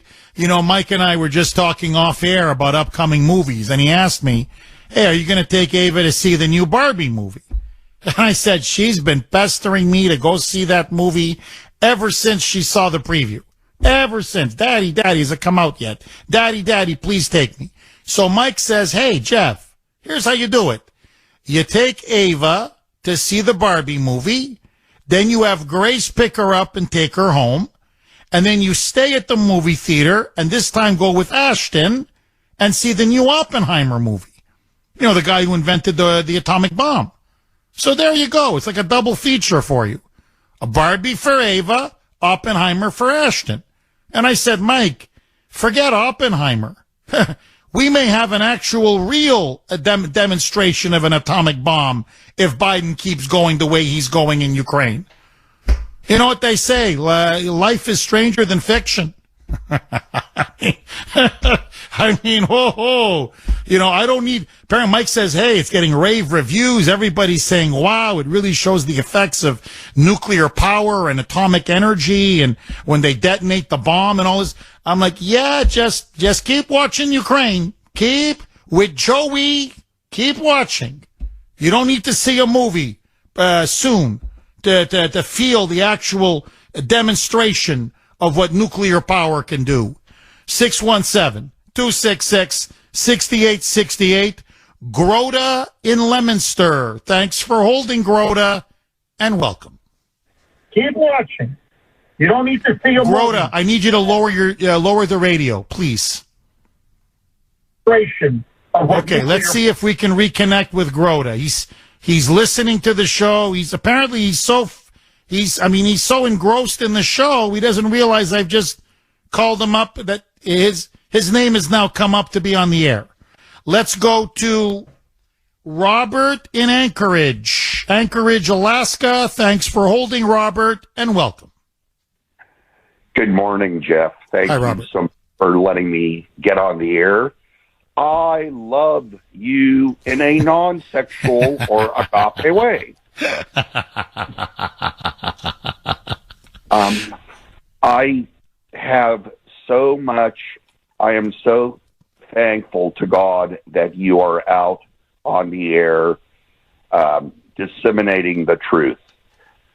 There are most people, even other conservative talk show hosts, don't want to show what's really going on.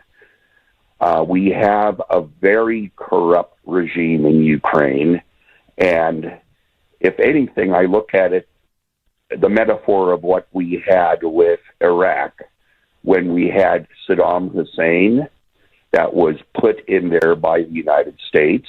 We ended up now having Zelensky, who was put into Ukraine as a peace candidate by the U.S., and now we've got this warmonger Zelensky who's doing everything against the will of the Ukrainians by wanting to have this war, by wanting to escalate it into a nuclear war, and the poor Ukrainian people who don't want this warmongering monster are the ones who are all dying.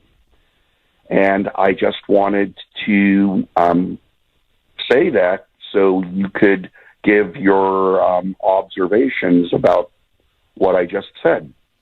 Robert, I think your observations are spot on. I think you've hit the nail right on the head. Most Ukrainians want this war to end. Most Ukrainians want good relations with Russia. They consider each other Orthodox Christian Slavic brothers. They consider themselves members of the same family. They're distinct. They're different. Ukrainians would like to have, obviously, their own independent sovereign country. But they don't see Russia as an enemy. They see them as ultimately part of Russian culture and Russian civilization. Now, they do see themselves as part of the West, as part of Europe. They'd like to join the European Union. But, you know, look, I've known Ukrainians my entire life. I've been following Ukrainian politics now for 25 years. There was never a strong hunger in Ukraine to join NATO. There just wasn't. There was a strong desire to be part of the West, to be part of Europe, to have the kind of living standards that we have in the West. Yes, no question. But this idea that Ukraine had to be fast-tracked to NATO, this is all Joe Biden. This is all Obama. This is all George Soros. Let's be clear. These are all the globalists. And so in November, of 2020, in November of 2021, my bad, when Biden pushed Zelensky and said, you must now make a formal application to join NATO. We want you, and don't worry, we'll have your back. They knew that they were crossing Russia's red line. Putin kept saying it over and over and over and over. You don't understand our national interests. No Russian politician will ever agree to this. As a Russian patriot, I cannot allow Ukraine to be part of NATO. That means NATO missiles, nuclear missiles, would be several hundred miles away from Moscow. You couldn't allow our missiles, Soviet missiles, to be in Cuba, and you risked World War III over that. It's the same with us. Biden laughed at Putin. The globalists laughed at Putin. And here we are. And Robert, I've said it before, but I need to say it again. Within several weeks of the invasion of Ukraine, this is when the Russians were gobbling up territory. They were conquering large swaths of Ukrainian territory. They were on the outskirts of the capital, Kiev. I mean, it looked like maybe Ukraine itself would fall. Putin's delegation met with the Ukrainian delegation. This was Zelensky's delegation. And they initialed an agreement whereby the Russians offered, we will pull back all of our troops, all of our forces to what they were pre-invasion lines. In other words, all of these gains that we've made, all of it, you can keep it. We will give it back to Ukraine. We will pull back everything. Now, this was 2 weeks into the war. The only condition, Ukraine must be a neutral country. You cannot join NATO. But if you want, we will have the United States, Great Britain, France, Russia, and China, the 5 permanent members of the UN, guarantee Ukraine's security. So, if you're worried about us ever attacking you again, beyond these borders of, the borders of control that we've had since 2014, so basically Crimea and these 2 little regions, beyond that, if we attack another inch, you will have the United States, Britain, France, and China. They will be there to defend you. The Ukrainians said yes. They initialed the agreement. Biden and the deep state told them, tear it up. Tear it up. You're not going to have peace with Russia.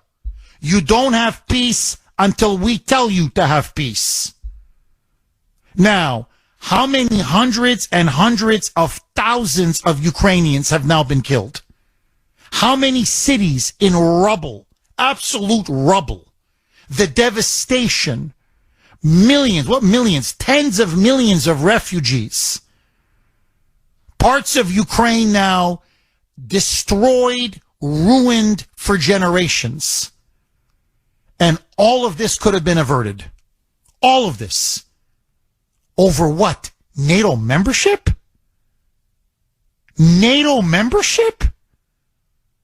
No. The reason why the globalists wanted Ukraine in NATO is because they wanted a war with Russia. And that's why when Zelensky was under tremendous pressure, you're going to have to sign this because we're going to lose everything if we don't sign this. And he signs the deal. And it was us, Biden, who told him, tear it up. You're going to fight to the last Ukrainian. Well, now Zelensky's getting stronger.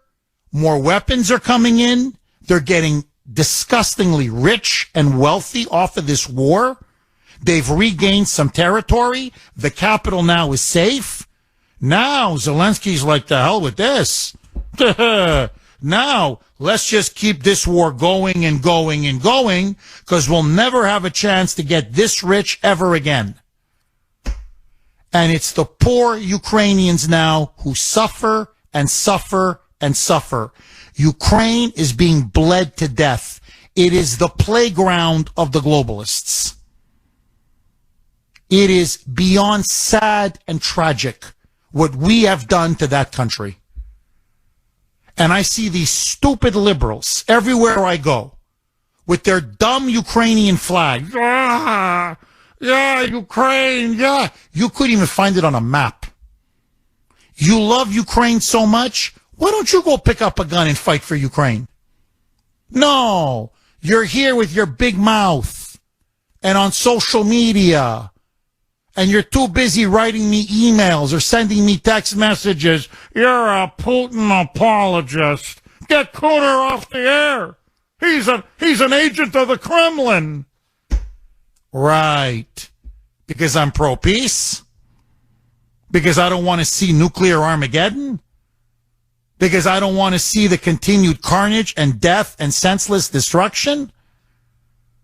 It's easy to flap your mouth. It's easy. It's very difficult to build. It's so easy to destroy. And all it takes, one stray Russian missile lands in Poland, kills Polish civilians, or lands in Lithuania, or lands in Estonia, or lands in Latvia, because they're all members of NATO, now lands in Finland, and now Sweden. Sweden now, Turkey's backed off. They said we're going to allow Sweden to enter NATO. So we are now committed to fully containing Russia. And if one missile happens to stray into any one of those countries, we are committed to go to war. It's World War I all over again. There's an assassination in Bosnia and Sarajevo that nobody could find on a map. And before you know it, Serbia's involved, Austria's involved, Germany's involved, Russia's involved, Britain and France are involved, the Ottoman Turks are involved. They're all rushing at each other's throats. And you're like, what just happened? That's the tinderbox we're about to light. And again, I keep asking the question, over what? Over what? Over what? He's going to invade all of Eastern Europe, Jeff. He's Hitler. Today, Ukraine. Tomorrow, Poland. After that, Germany, France, Italy. Get off the crack, man. The guy can barely hold the Donbass and Crimea. You think he's going to take Poland? Are you nuts? You think he's going to take on the full might of NATO? Are you nuts? So, to me, this has been a globalist war from the beginning. They wanted a war with Russia, and by God, now they're getting their war with Russia. And the tragedy of all of this is the Russian people are suffering, and most of all, the Ukrainian people are suffering. It's genuinely heartbreaking. And this from the so-called Democrats who've been lecturing us about the need for world peace. I mean, this is the stuff out of George Orwell's 1984. 617-266-6868. Do we have him back? Groda in Leominster. Thanks for holding, Groda, and welcome. Thank you for taking my call, Jeff. My pleasure. You were talking earlier about Ukraine, about how the rich kids are over driving their Porsches, and yes. What about the same thing happening in this country, though? I mean, it's gone on for years, but the working class people are the ones that fight the wars. It's the rich politicians, the people that can get the draft deferments, go to college, et cetera, et cetera. Where are our oligarchs? Well, you're completely right. You're absolutely completely right. I mean, you look at all these politicians, and they're always getting us involved in one war after another, and none of their kids go and die. You know, even if you look at Vietnam, just go all the way back to Vietnam. If you were in college, you were not sent to the war. You got a deferment. If you didn't go to college, say you're a working class kid, couldn't afford college or whatever, didn't want to go to college, off you went to Vietnam. I mean, it's disgusting. And the way they're so cavalier in sending other people's sons and daughters to war, I find it incredible. Now, the only thing that, look, to me, that's very hopeful about all this is despite all of the media propaganda, and it has been nonstop propaganda on behalf of Ukraine, and all of the censorship now on big tech. By the way, I don't know if you saw this, a stunning story. I mean, just day after day, you're always shocked. So listen now to this. The FBI, latest report out of Congress, the FBI colluded with Zelensky's regime. So now Zelensky in Kiev, in the capital of Ukraine, is working with the FBI to censor American voices, American citizens, American journalists on social media. If they don't like the fact that the criticisms that they're leveling about Zelensky or about his corruption or about the way the war is going in Ukraine.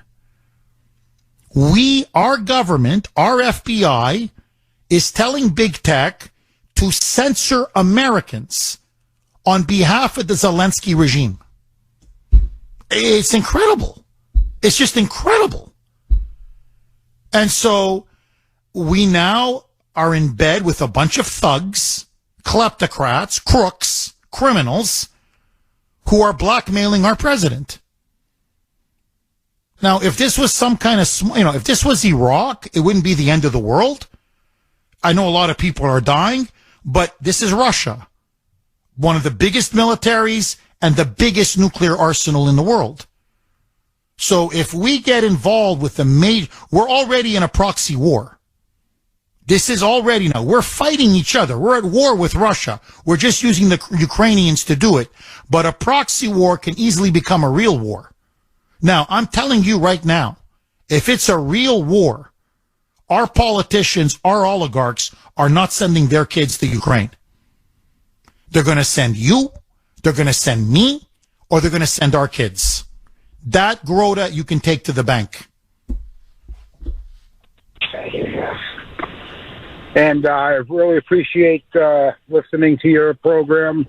I have been for years and the first-time caller, and I will call again. Welcome, and thank you very much for that call, Grota. 617-266-6868. I'll tell you this, Joey's not going to be sending Hunter. Not that he'd be any use in a war. Hold on. Hunter, for God's sake. Hunter, the Russians are shooting at us. Hold on, man. Oh, that's good stuff. Oh, hey, let me tell you, these Ukrainians, man. Oh, that's some good powder, man. You know, so anyway, look, not that he'd be any good on the front lines, but I'm just saying, he's not sending Hunter. That I can tell you. No, we know who goes. It's the working middle class. We're the ones who go, not them. 617-266-6868. Tom in New Hampshire. Thanks for holding, Tom, and welcome.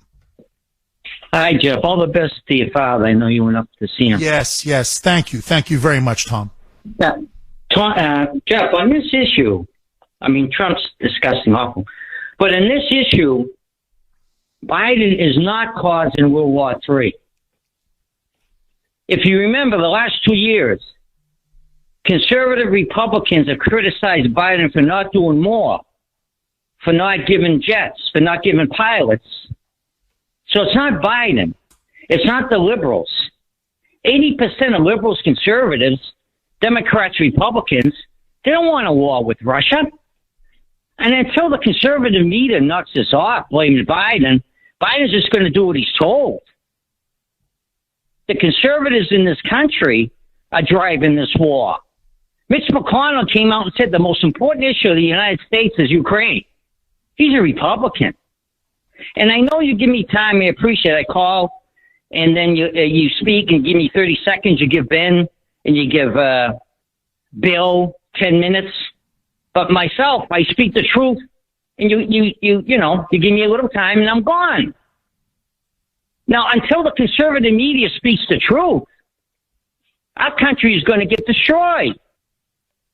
You should be criticizing every single Republican as much as Biden. Biden's not running the show. You know that. If he's gone, someone else will go in and do the same thing. So that has just nothing to do with liberals, conservatives.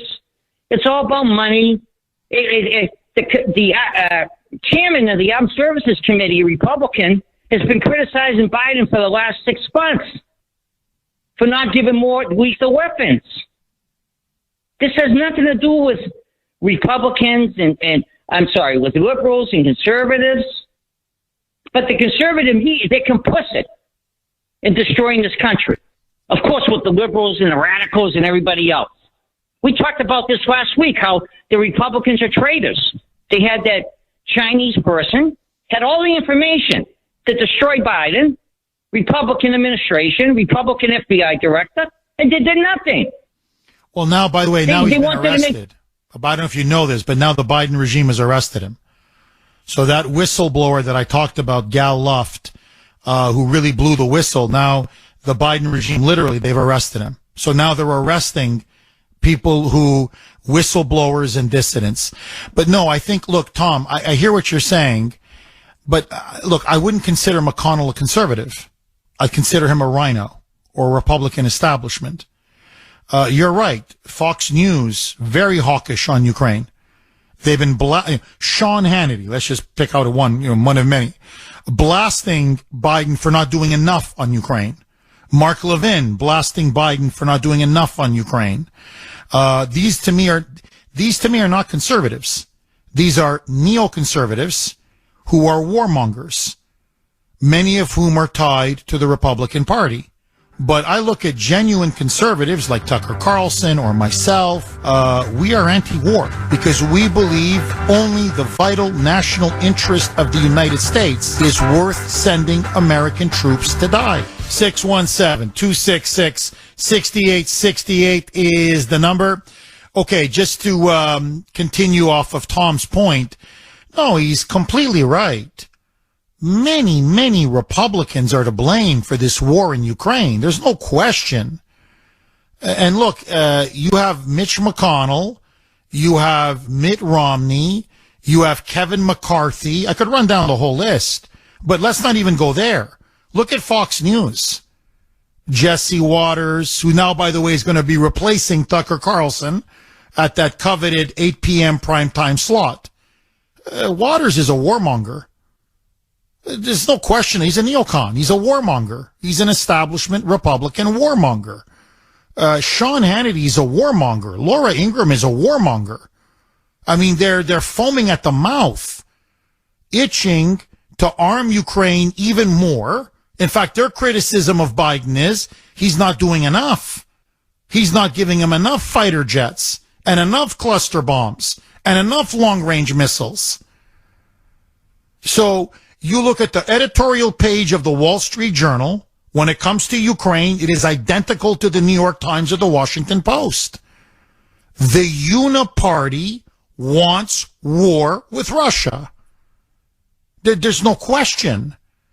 And the only opposition, it does come from some on the left, like Robert F. Kennedy Jr. or Tulsi Gabbard. To me, they're the last remnants of the principled anti-war left. But it's mostly constitutionalist conservatives.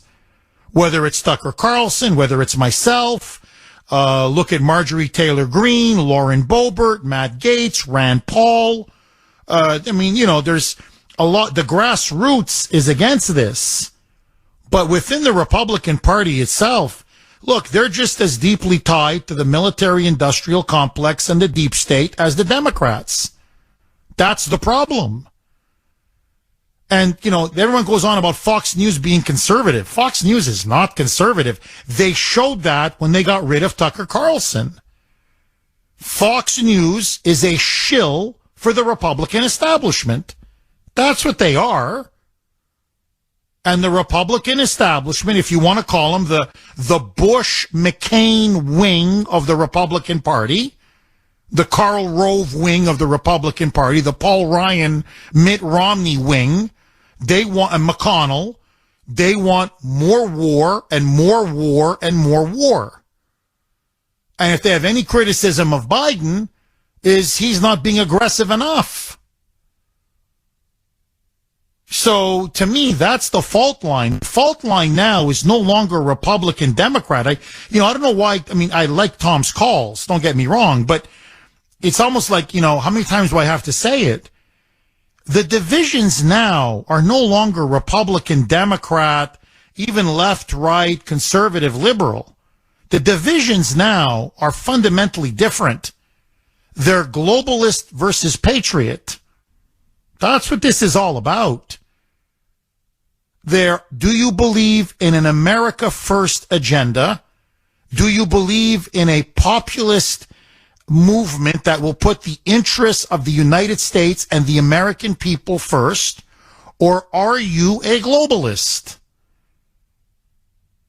And to me, that Ukraine is crystallizing this very deep division and realignment now in American politics. And as I've said many times before, I can't believe I'm saying it, but it's true. I have more in common with Robert F. Kennedy Jr. or with Tulsi Gabbard. Not that I would vote for them, but on many issues, I have more in common with them than I do with, say, Chris Christie, Krispy Kreme, or Mitch McConnell, or Mitt Romney, or Mike Pence, or you can run down the whole list. And one of them is they believe in these endless perpetual wars. And I don't believe the United States can either afford it, and I don't think it's good for our people, and nor is it good for our national interest. Do we have key allies? Yes. Should we support key allies? Yes. But everything in life is within reason. And I look at this war in Ukraine, and I'm sorry. Where is the American national interest? There is none. 617-266-6868. So let me ask you, let's throw another log on the fire. Are Republicans, in your view, just as responsible as Biden and the Democrats in getting us now enmeshed in this disaster in Ukraine? And when you look at, say, Fox News, do you feel when it comes to war, when it comes to foreign policy, they never met a war they didn't like? 617-266-6868 is the number. Dan in North Andover. Thanks for holding, Dan, and welcome. Hey, good morning, Jeff. Hi, Dan. Jeff, I had to call right away on that last call saying that the Republicans were more responsible for the war than Biden is. There's absolutely, that's insanity. So where was Biden 2 days before Trump's inauguration? He was in the Ukraine. What the hell was he doing there? He was securing his position there. He was securing that, everything got hidden, that everything would be covered up. He pushed for the war. When Zelensky wanted to make peace, and it's the first time I've heard anybody else mention it, Jeff, since, I was talking about it, a year and a half ago when Russia offered a peace. Not Zelensky, but his people accepted it. And then Biden came out and said, no, you won't accept it. I remember it. I remember the press conference when Biden said, we're instructing them not to accept it. It was like, what? So, yeah, to say that it's more the Republicans, Sandy did a great job yesterday for you, Jeff. Can you hear me? Dan, no, I hear you completely, Dan. And Dan, please, I want you to stay over because I want you to answer this question. What I don't understand is this. Biden is the president. Oh, he may be a puppet. He may be controlled by others, but, he is the commander in chief.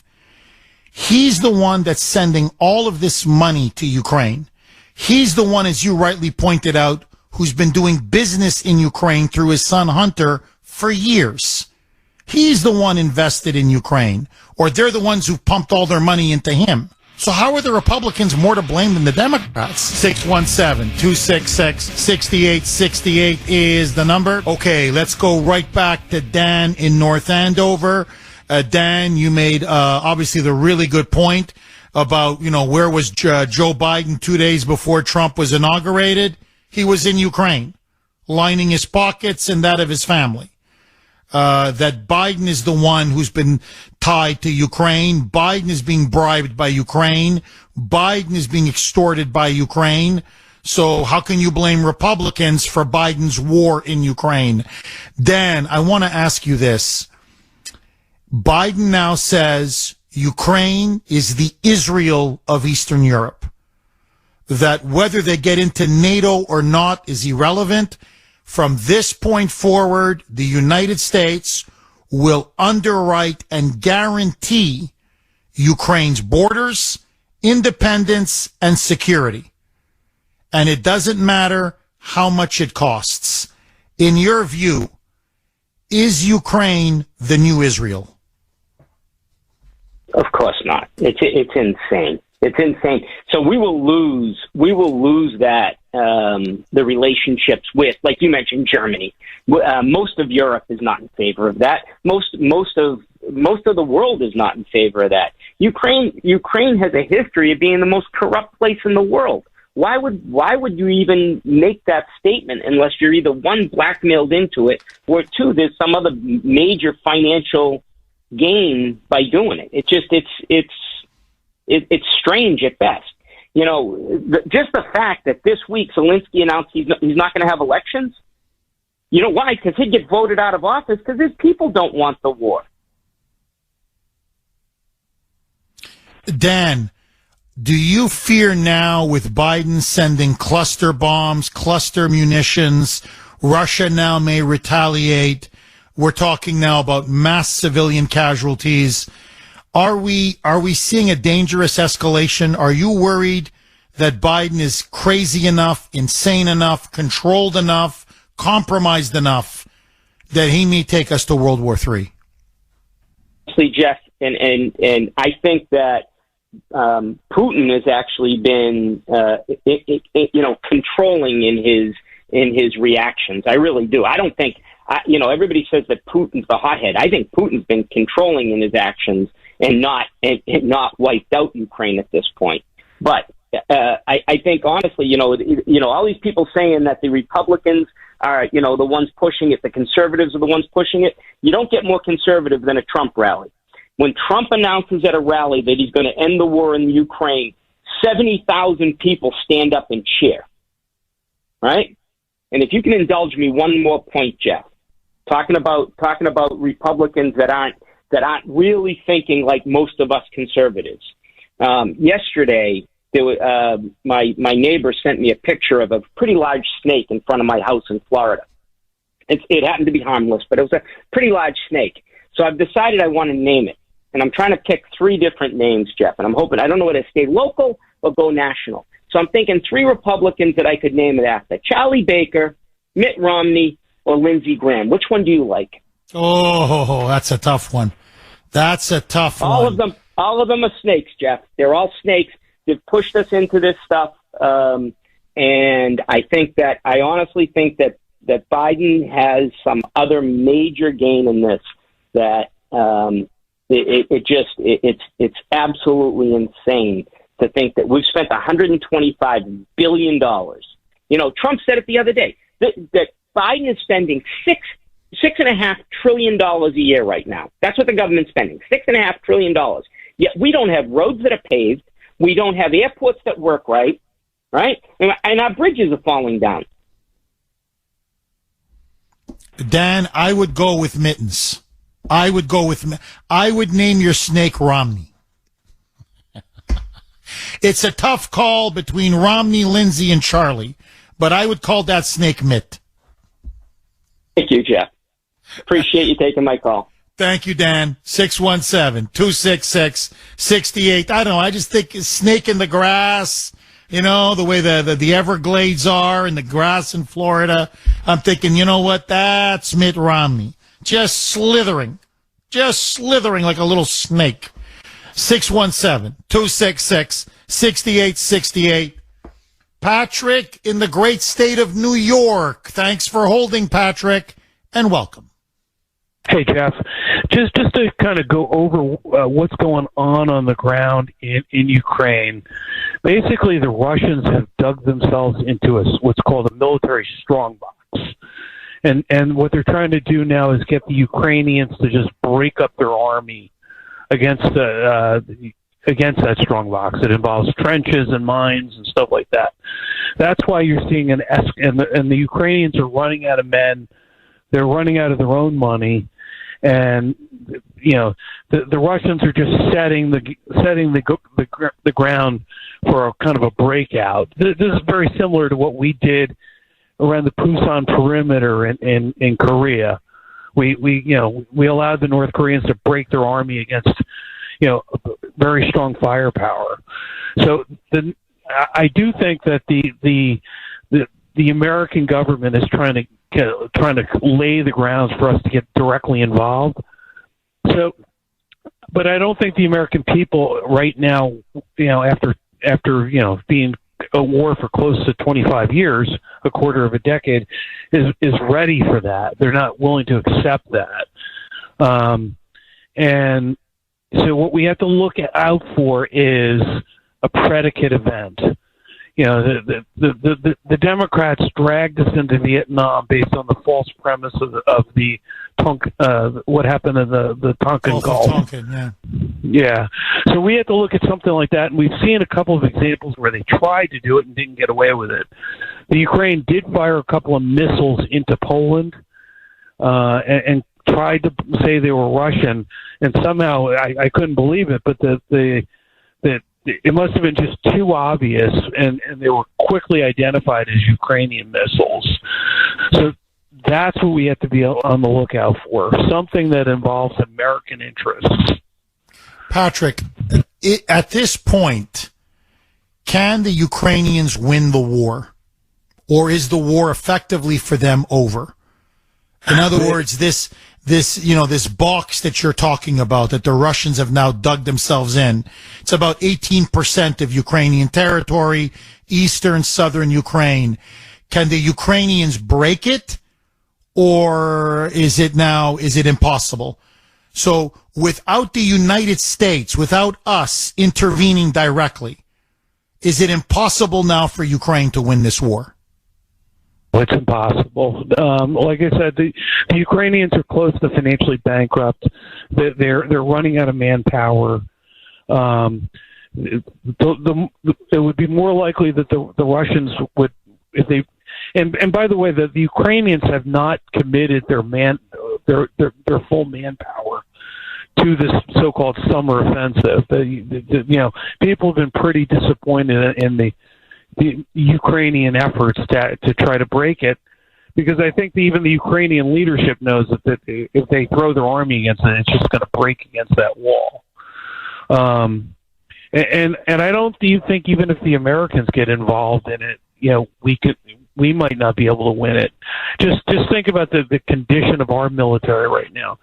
The Army is missing its recruitment goals every year by 15,000 troops. So, just to put in kind of the context of military units, that's one division of active soldiers. So, and the Army, the modern Army only has 10 active divisions. So 1/10 of the military is missing every year in terms of its combat power. That's incredible. Patrick, can I ask you this, because you obviously know what you're talking about? To me, this is, I think, the clincher argument. We're out of ammunition. I mean, Biden said so himself in an interview with CNN. We're out of ammo, artillery ammo. So if we don't even have the artillery ammunition to give to Ukraine, how the hell can we be the decisive force to win the war in Ukraine? Am I wrong, Patrick? I mean, we still have some fantastic weapon systems, but it's not going to be a video game war where we basically walk in and the Russians throw their arms down. I mean, the American military has not fought a war since World War II, and maybe even the early parts of Korea, where we didn't commit our air power correctly, where we didn't have overwhelming air power. And that's far from certain in that theater of the war. The Russians have lost some equipment, but they still have a massive air force. And the American Army and Marine Corps have not fought in combat without, against a modern military that where they can't. All they had to do if they got in trouble is call for massive, overwhelming air power and basically project strength forward. That's not the case here. Patrick, dynamite call. Huh? Best audience in the business. Patrick, thank you so much for that call. 617-266-6868 is the number. Tom in Dedham. Thanks for holding, Tom, and welcome. Hey, Jeff. Great show. I'd just like to fire off a few points, chiming in on points that earlier callers have made. I think Tom in New Hampshire, and I did think you gave him plenty of time to speak, by the way, he is confused, and he's been deliberately confused by the mainstream media with a false left-right narrative. He's confusing true conservatism and Trump populism with neoconservatism, which is a false narrative. So the true conservative position, going back to Washington, is not to involve ourselves in foreign entanglements. After World War I, citing Washington, the conservatives said, let's not get involved with the globalist League of Nations, and they didn't.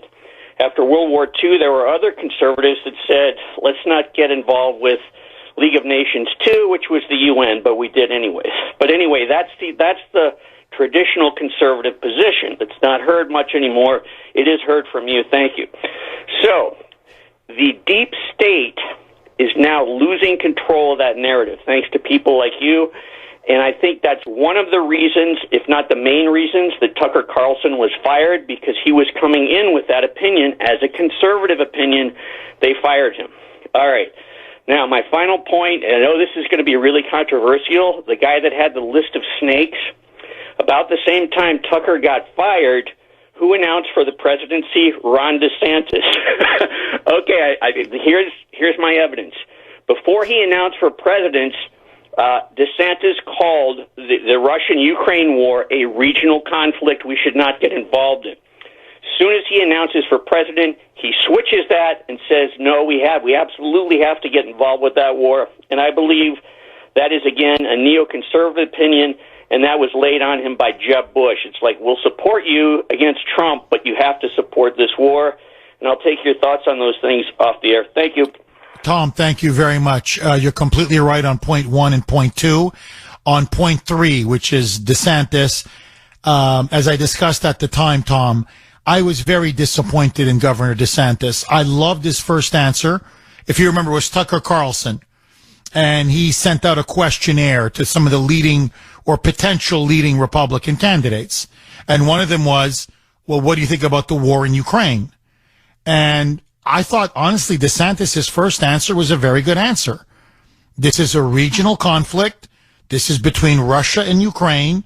Let the Russians and Ukrainians settle it. We have no vital interest at stake. And then he got hammered, not just by the neocons. And you're right, the neoconservatives are not true conservatives. They're just not. They're warmongers, fundamentally, imperialists and warmongers. He got hammered by the Wall Street Journal, which is their big publication. It's Rupert Murdoch, owned by Murdoch, hammered by Fox News, hammered by Sean Hannity, hammered by Mark Levin, hammered by Laura Ingraham, hammered by Jesse Waters, and so he backtracked. The establishment Republicans, the Karl Roves, the Jeb Bushes, they just hammered him and he backtracked. I thought, and then he said, no, we can't allow Ukraine to lose. Russia must be made to pay a price. I will do whatever it takes to back Ukraine and arm Ukraine and support Ukraine. And he did a complete 180.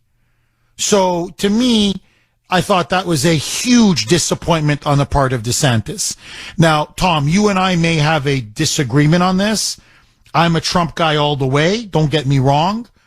But if for whatever reason Trump is put in jail, whatever it is, a heart condition, health condition, whatever it is, he decides not to run, he drops out of the race, I do think that DeSantis would be a formidable candidate.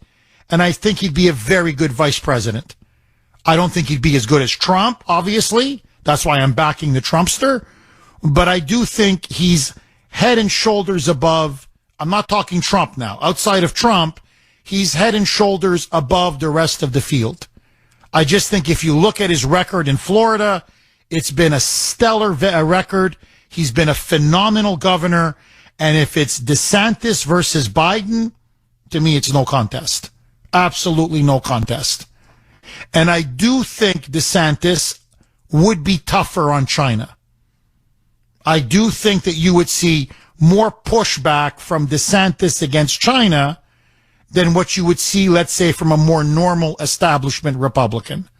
So I think even on foreign policy, he wouldn't be my guy, but he would be a little better than some of these other more conventional rhino or establishment Republican types. But no, I'm with you. True conservatism, Trump populism, is at odds with neoconservatism. And that's why these neocons have been gunning for Trump ever since he walked down that escalator or went down that escalator. 617-266-6868. Tom, red, white, and blue dynamite baby in New Jersey. Tom, thanks for holding and welcome. Jeff Kuhner exposing the Fox frauds and a rhino industrial war complex. That's always red, white, and blue dynamite, baby. Tom, what's on your mind, my friend? Hey, Jeff, before I get to my point, I really need to know in a eating contest at the Capitol Grill Steakhouse, who wins, Bill Barr or Chris Christie, and who has the bigger waist size? Maybe you could do a poll question. That's a good one. Tom, that's a good one. Tom, if you had to vote, what would you say? Well, hey, Jersey, I got to go with Big Chris. Jeff, he's also known as Governor Ralph Cramden. If they ever remake The Honeymooners, Chris Christie is first in line. That's fun. Tom, do you remember when he closed down the entire beach just for himself and his family? Do you remember that when he was governor? Get the hell off the beach. So you got to make room for me. I got to get on the beach, so you got to get off. I just can't believe that Krispy Kreme doesn't realize that this is going to be used against him in the debates. Like, what? Seriously, Tom, what planet is that guy living on? That shyster, that fraud. Yeah. You got to see him sprawled out in first class on a plane where he's just sacked out from a busy day of campaigning, throwing daggers at President Trump. Big load. Big load. Tom, thank you very, very much for that call. I don't have time to get Arthur in Chestnut Hill. Arthur, I'm sorry, my friend. We are literally out of time. Okay, to all the callers, phenomenal job. Phenomenal job. I gotta go. Bye-bye.